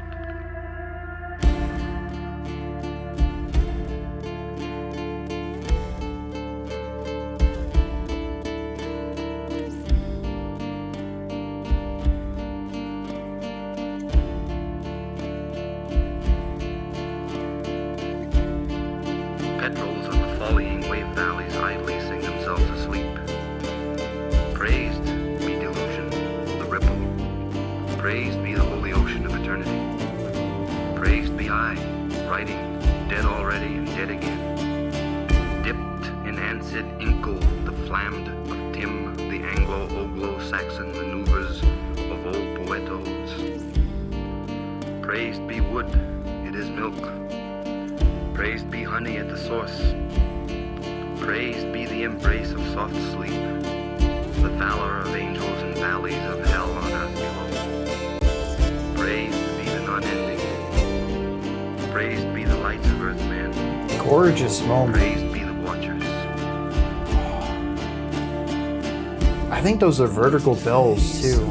It sounds so good. Falling from the sky, not tearing off a dry eye. One-eyed animal, if you crumbs of yesterday on the tip of his tongue, smells the summer in your hair. Your eye is spilling white, it contains all the misery of this place.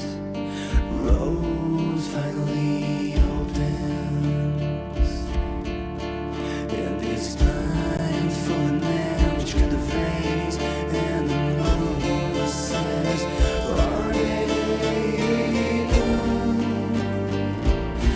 And how many are they?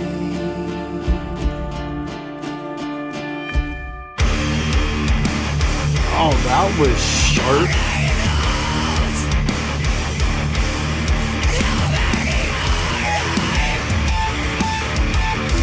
Nope.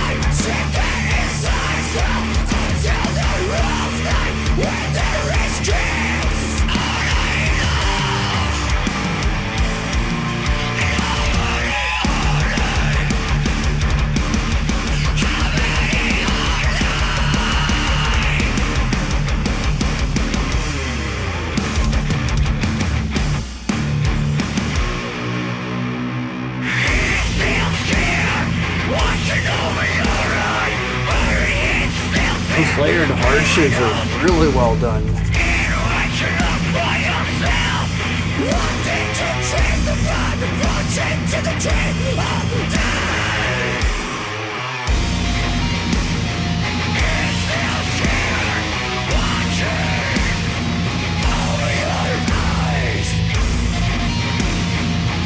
Very cool glitch element in that guitar, synth maybe?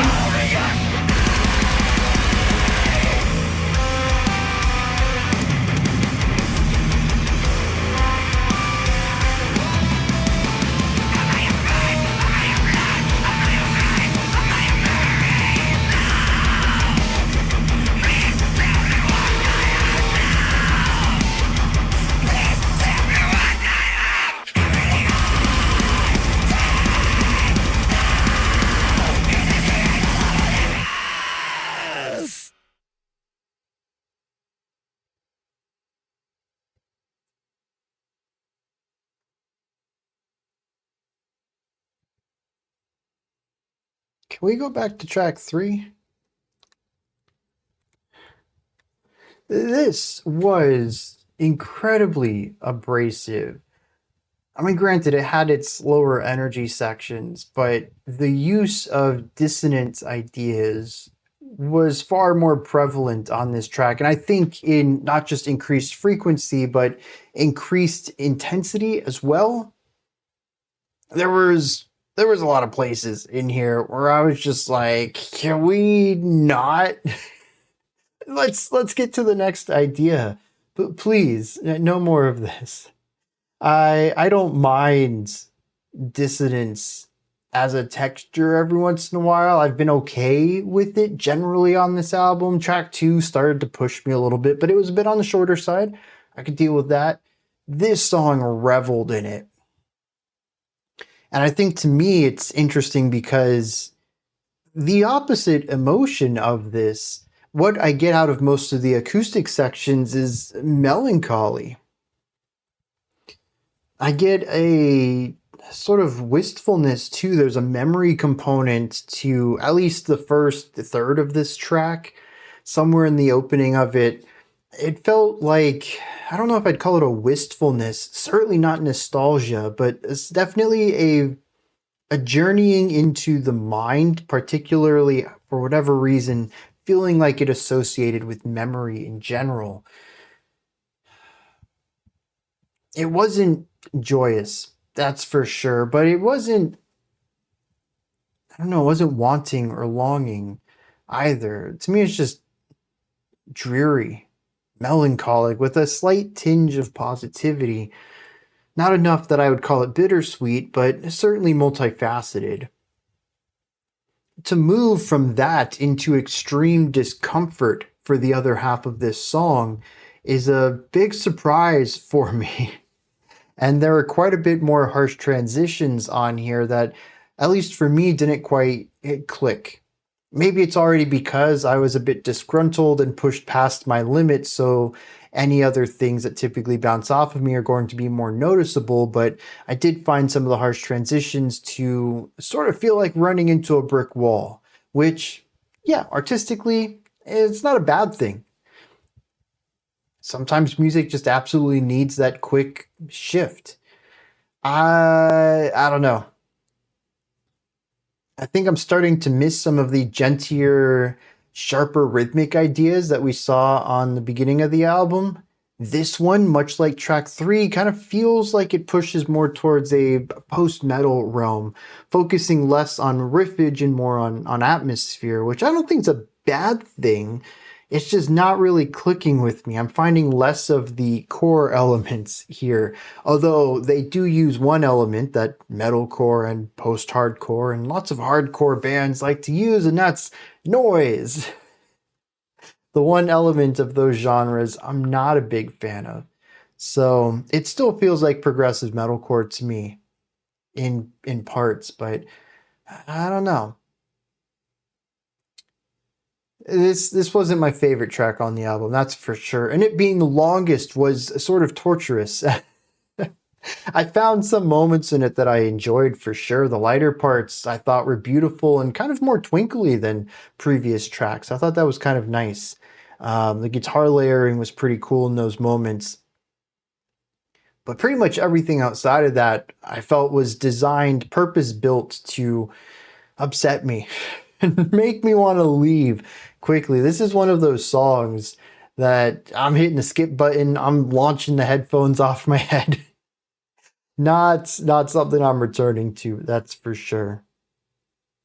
Which is a shame, because I do think there was a solid few minutes in the middle of this track that began to explore the more twinkly side of things. It felt really like there was a glimmer of hope, a silver lining to all of this. Granted, musically, we look at the composition, I mean, it's still rather negative. There's still a pretty large melancholic line running through the harmonic and melodic ideas, but it's beautiful.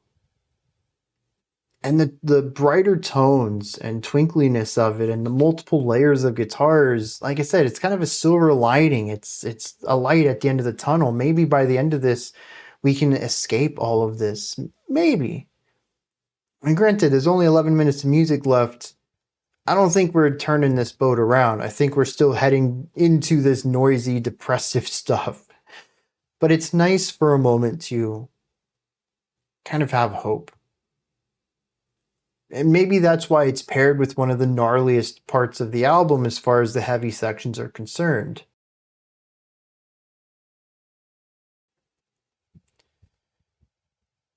The moment there's hope, there's also the deepest darks.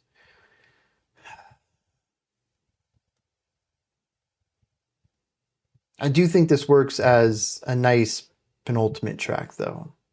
The energy is certainly at an all-time high, and I think that this comes off of track 3 really well. It's a good continuation of ideas and continuing to have strong pacing throughout this album. In general, all these songs are paced rather well, though.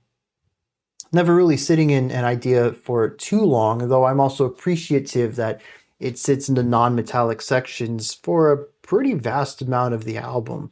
That might not be what everyone wants, but it certainly works for my tastes. I'll have to see how they wrap this up. You know, should I even dive into the lyrics? What am I going to get out of them? One thing I do want to touch on. The beginning of this track did something that we haven't really seen elsewhere. Minimalism. We have had sections that reduce the layers, the sound, the intensity, but not like this. This track kicked off with some incredibly quiet, isolating, very little anything going on. And it took a while building up out of that. I think we had a solid 2 or 2.5 minutes of really isolating, like, single guitar and vocal work. The vocals were spoken word, I think, for a majority of this too. And we slowly got another guitar in there. We got the bass, started working in some drums. We had a volume swell coming in. So it's not like all of it was completely silent, but I mean, compared to the rest of this album, it's a very empty moment.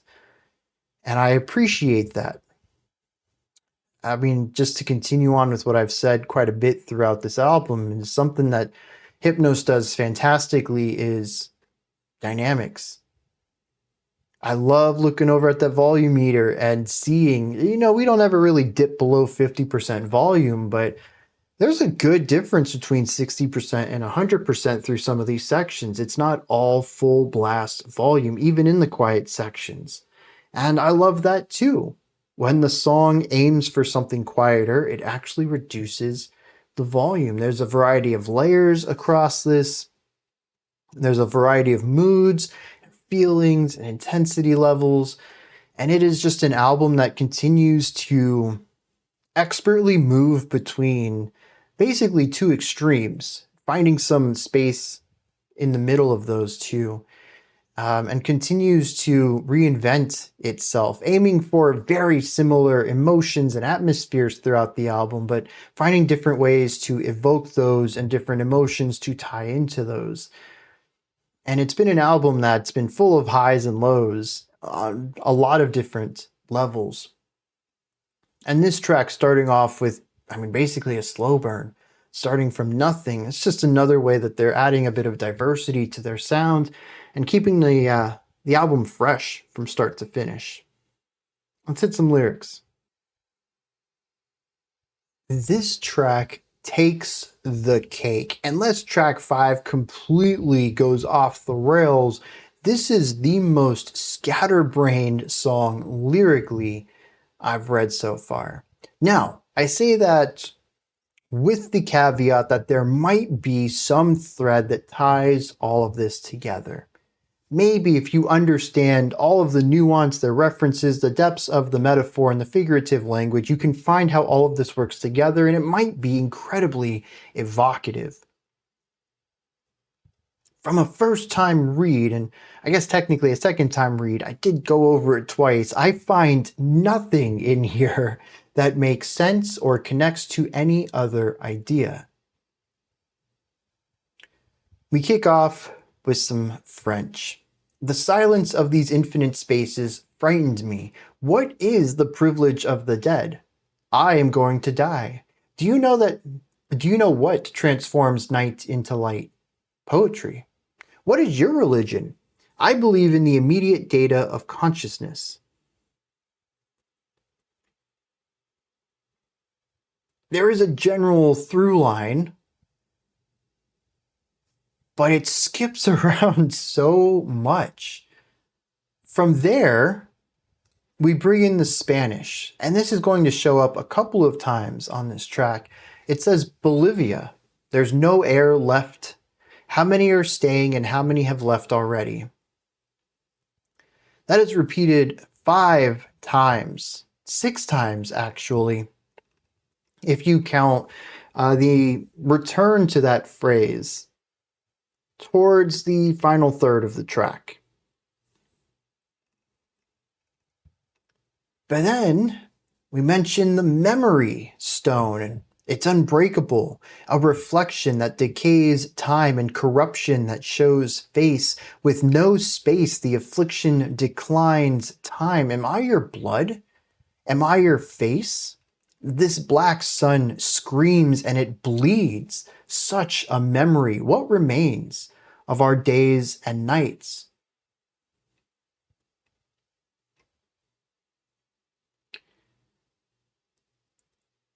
Yeah, see, I don't get it. I don't understand most of this. And this pulls us to the final section of the track. As I mentioned, it was previously in 3 parts. This is the lyrics for the original part 3. There is some spoken word. Praised be the unfolded inside petal of flesh of tenderest thought. Petrels on the foliing wave volleys idly sing themselves to sleep. Praise be delusion. Praise be the ocean of eternity. Praised be I, writing, dead already and dead again, dipped in acid, the flammed of Tim, the Anglo-Saxon manures of old poets. Praise be wood, it is milk. Praise be honey at the source. What is all of this? The next stanza doesn't give me any answers. An open face on the rock, lunar rocks falling from the sky, the tearing of a dry one-eyed animal, few crumbs of yesterday on the tip of its tongue. Your eye is pale and white, it contains all the misery of this place. The road finally opens in this blind man, which cuts the vein, and then the moon says, are they enough? What does any of this mean? It ends once again with, am I your face? Am I your blood, your veins? Am I your memory? He's still here watching over your eyes. I don't know. I really wish I had an answer for any of this. It's just as chaotic as some of the twists and turns in the music, and I can make very little. No, not even. I make 0 sense out of this. I can see some thematic through lines. A recurrence of this idea of life and death, questioning of the now, trying to figure out what reality is. This has been fairly consistent throughout the album. And a focus on misery, pain, suffering, just no hope in sight. But, I mean, these are just gists.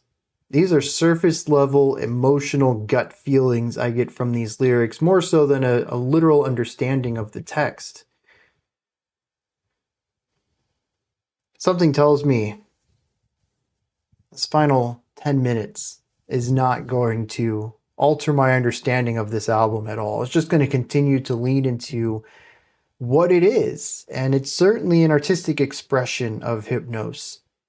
I'd love to know if anyone had a deeper dive into the musicality or the lyrical elements, because a lot of this is just odd to me. All right. Final track. Let's kick it.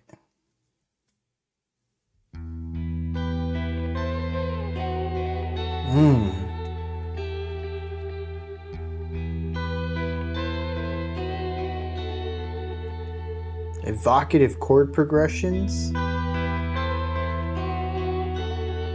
Bass tone underneath. We had the guitar slide on the first part. Oh, we had it right there too. Very tasty.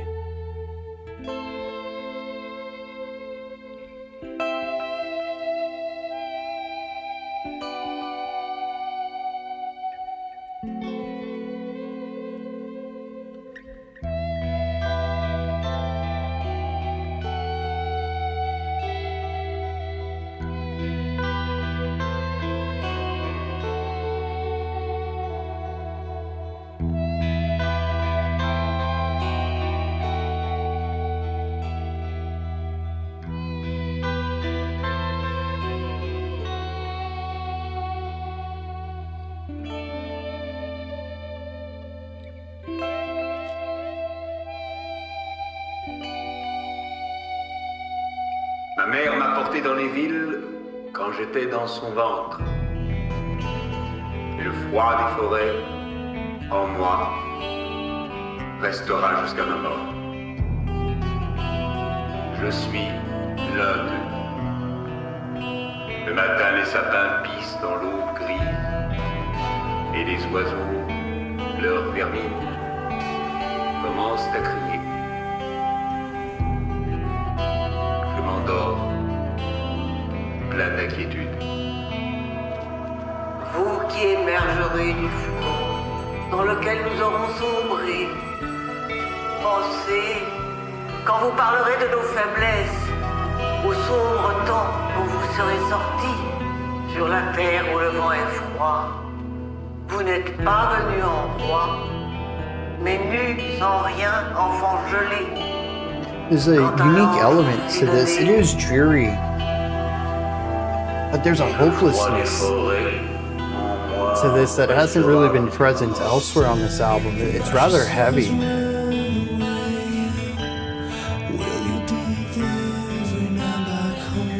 Maybe even an acceptance of the futility.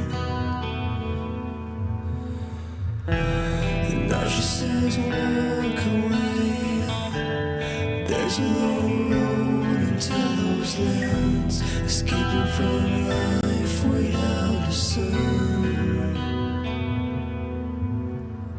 And now she says, are you mine? I remember those days as a shining sun, escaping from life without the sun. And now she says, the subtle intonation differences on the vocal stack, creating this very tiny bit of tension, of dissonance.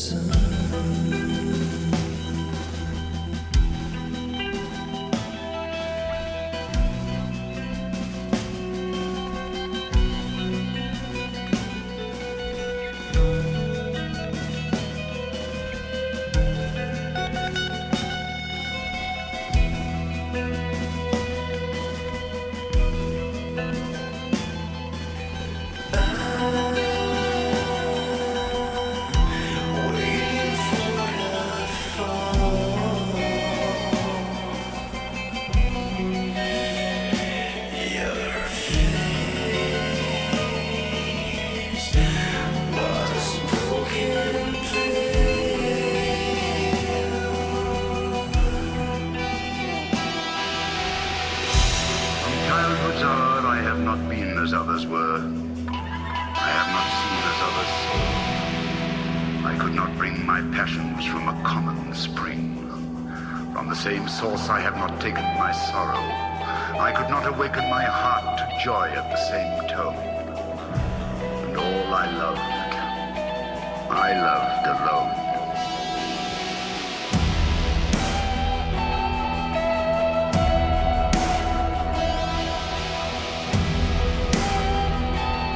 very brooding. There's a build-up to something I'm going to assume is rather intense here.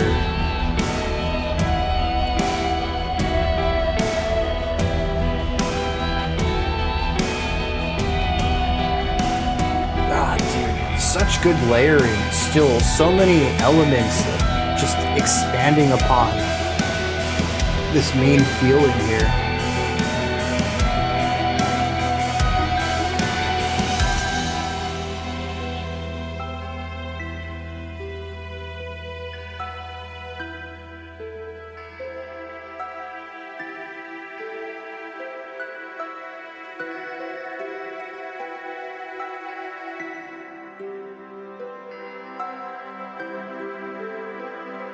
Oh, now an interesting uplift here. There's a brightness, not what I expected.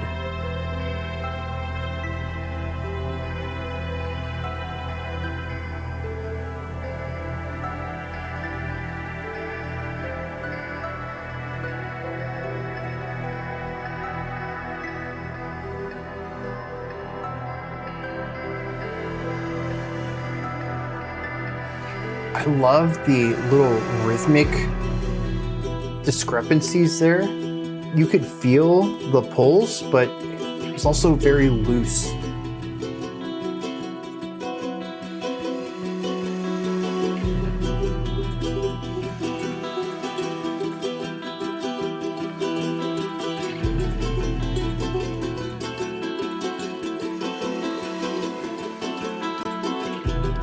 There's something a little French about the tone of these guitars.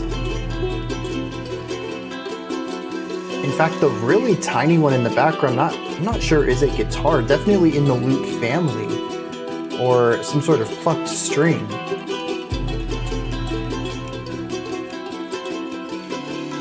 I don't know what that is though.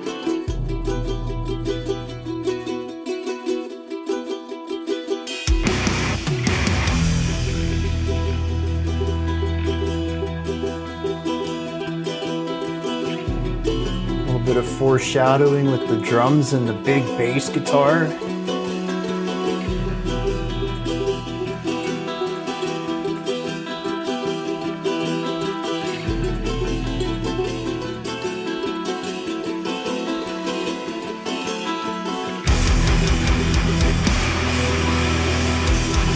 Keeping the acoustic underneath, very nice choice.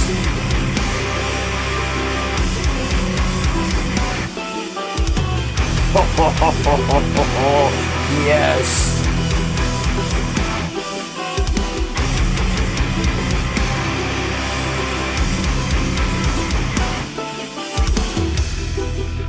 Oh, okay. False sense of softness? Yeah, okay.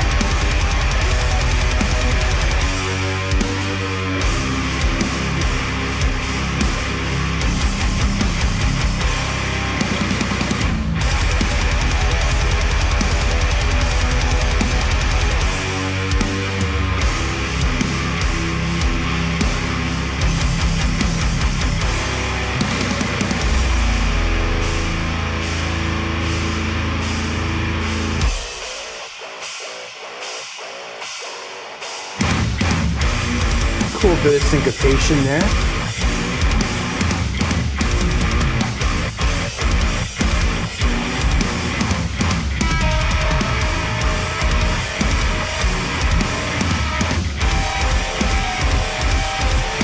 Ooh, intense string-like chords. Nightmare, maybe?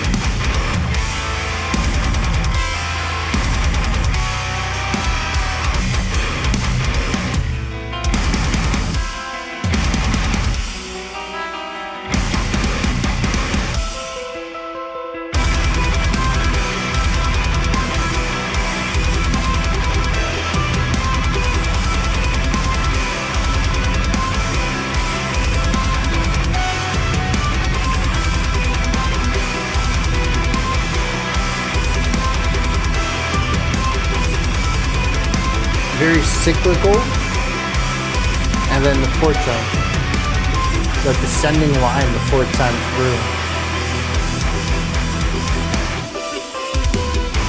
I love the distorted guitars clearing out so that the acoustics can be heard. That's so good.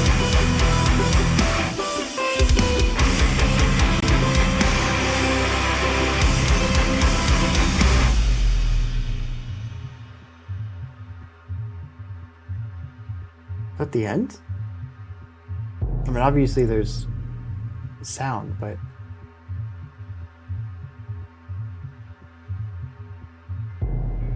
Après qu'est mort le dernier son,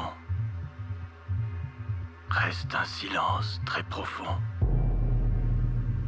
Les étoiles ne sont que nom pour une unique obscurité.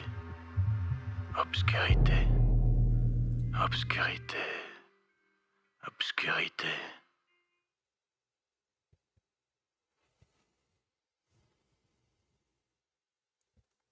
Well, I had fun with the outro.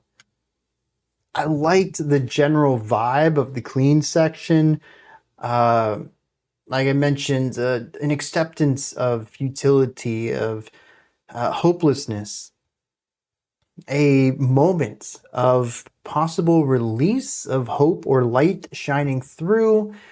That, of course, giving way to one of the first heavy introductions, bringing the drums and the distorted guitars into play as a foreshadowing for something that we would do later, and then using the inverse of this after having the heavy stuff for a while, a false sense of safety as we dip down into a lighter sound momentarily before kicking it back into the heaviness to wrap the song up. I think the general movement through all this works well. I like the emotional storytelling through it. This is certainly the most post-metal track, though. It is such focused on build-up and atmosphere and stationary movement. There is a feeling of evolution, but it's never an evolution horizontally. It's one about building layers. We take a very long time, upwards of 4 minutes for one of these sections, to slowly build it up before we can start transferring into other ideas. As much as track 4 hit me the wrong way sonically, I kind of think this one's going to have to take my least favorite song position, as I just didn't find the length of it to be that engaging, which is totally subjective. If you enjoy slow burns, you may really love this track. But personally, for me, a slow burn is most effective when where we end up hits because of the journey, when the destination, to me, almost in a sense, justifies the length of time it took to get there. And I don't feel that way about this.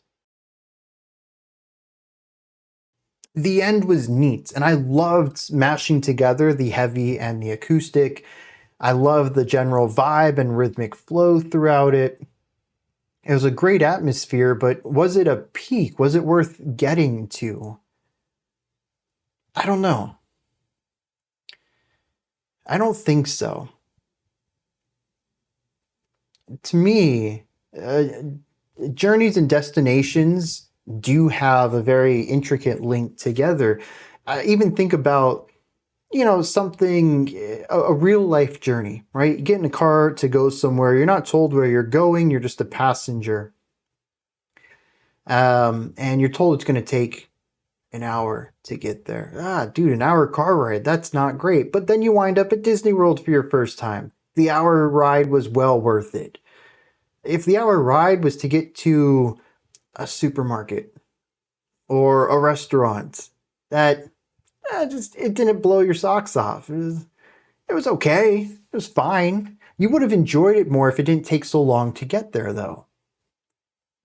I think that's what happened here. I do enjoy the ending to an extent. Cool groove, cool atmosphere, love the mashing of timbres. It's a very neat section. I don't have really anything against it, but we took so long to get to this point, and it sort of felt like It was anticlimactic, I suppose, is the term I'm looking for here, especially after track 4 really hit some peaks. To me, that's the highest point of the album. Technically, an ending shouldn't get back up to there, or typically won't.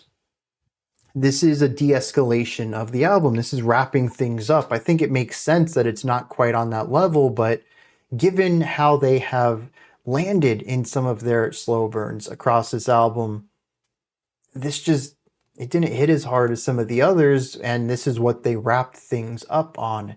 And to me, that's not a great feeling. But I think a lot of that comes down to the midpoint of this track. I think if we cut off, I don't know, 2.5 minutes from the middle of it, not a lot, but enough to trim down the journey a little bit, I think the ending I would have liked quite a bit more. We just spend a lot of time not really doing anything, and I don't think that pays off very well. But I do think that the buildup is a fantastic atmosphere, and I think that the payoff, the destination, is a really cool moment too.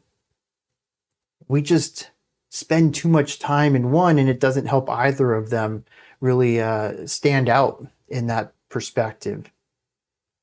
And I think that's what ends up here is this could be a really tight, fantastic song, and instead, because of the pacing, at least for me personally, it comes off a bit mid, a good 6 or 7 out of 10, where maybe tightening up a little bit would have brought it into an 8 range for me. But I do think it's interesting here too, as high energy as this album is, it ends on something incredibly somber. It really takes its time getting to a point, and we spend so much time in just this hopelessness. A lot of this album, in retrospect, feels like thrashing around, frantically fighting for something that we can't have. And this is a calm acceptance. It stands in opposition to the way that the rest of the album has presented itself, with a sort of calm to it. Even the ending, as heavy as it is with the distortion and the drop tuning and probably the 7-string guitars, it's not really aggressive. It's just bigger. It's just a little heavier, but compared to the distorted segments in the past 4 songs, this is calm. And I think that calm, and then eventually too, bringing the oil and the water together, having so many sections of the acoustic and the acoustic and electric parts, bringing them together into something absolutely gorgeous. It's once again acceptance. There's no longer antagonism in here. And I think that's the part that really stands out to me most, alongside the hopelessness and the atmosphere, is just how little pushback there is, how little anger and dissent is in this track compared to the other 4. And I talked about this element of acceptance earlier on in this analysis, but it never really clicked on me that rhythmically in texture and sonically, there's also a level of acceptance to this too, or at least a calm that isn't really present elsewhere. There's also no harsh vocals, right? This is all cleans all the way through.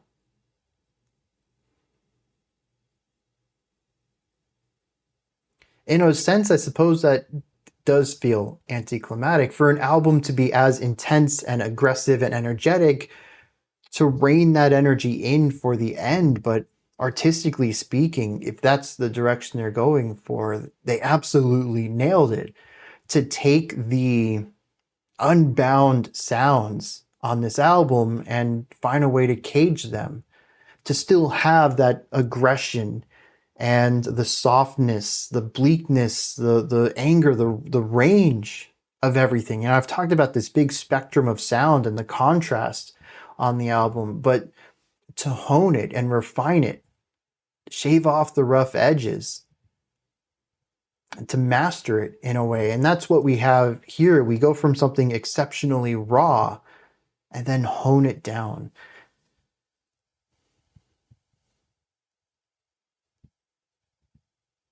Yeah, I like that perspective.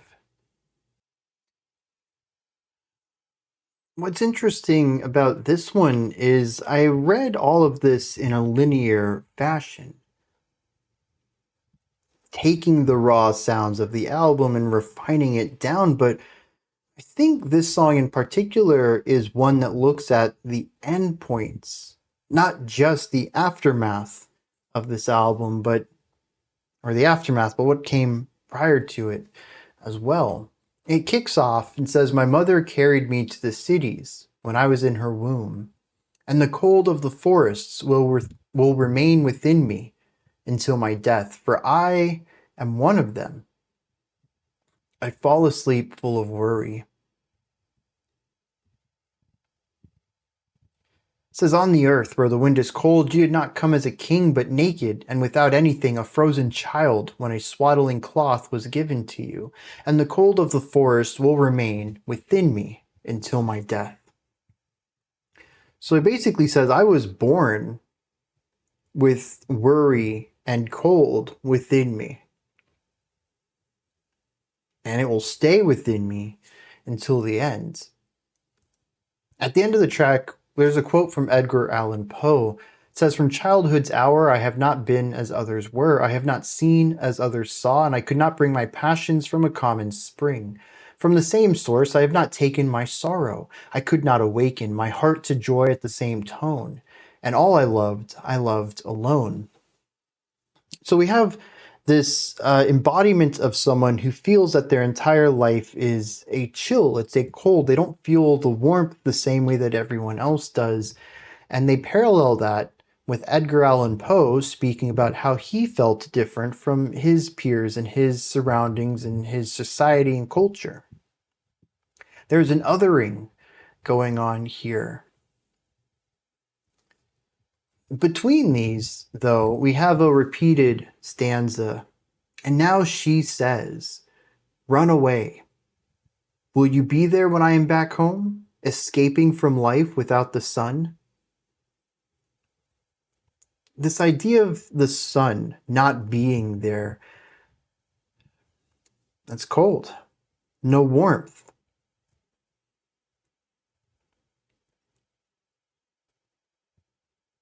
This is a theme that's been present throughout the album, is a lack of warmth, a lack of light, a lack of direction, a lack of the sun. The idea of, will you be there when I'm back home?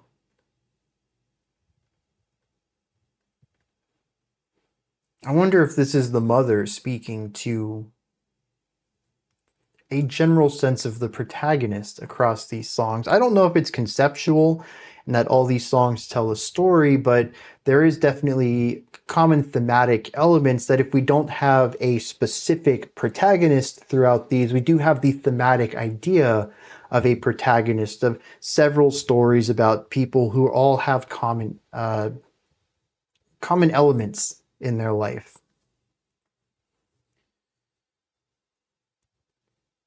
We wrap the song up with some more French. "After the last sound has died, a very profound silence remains. The stars are only names for a single darkness."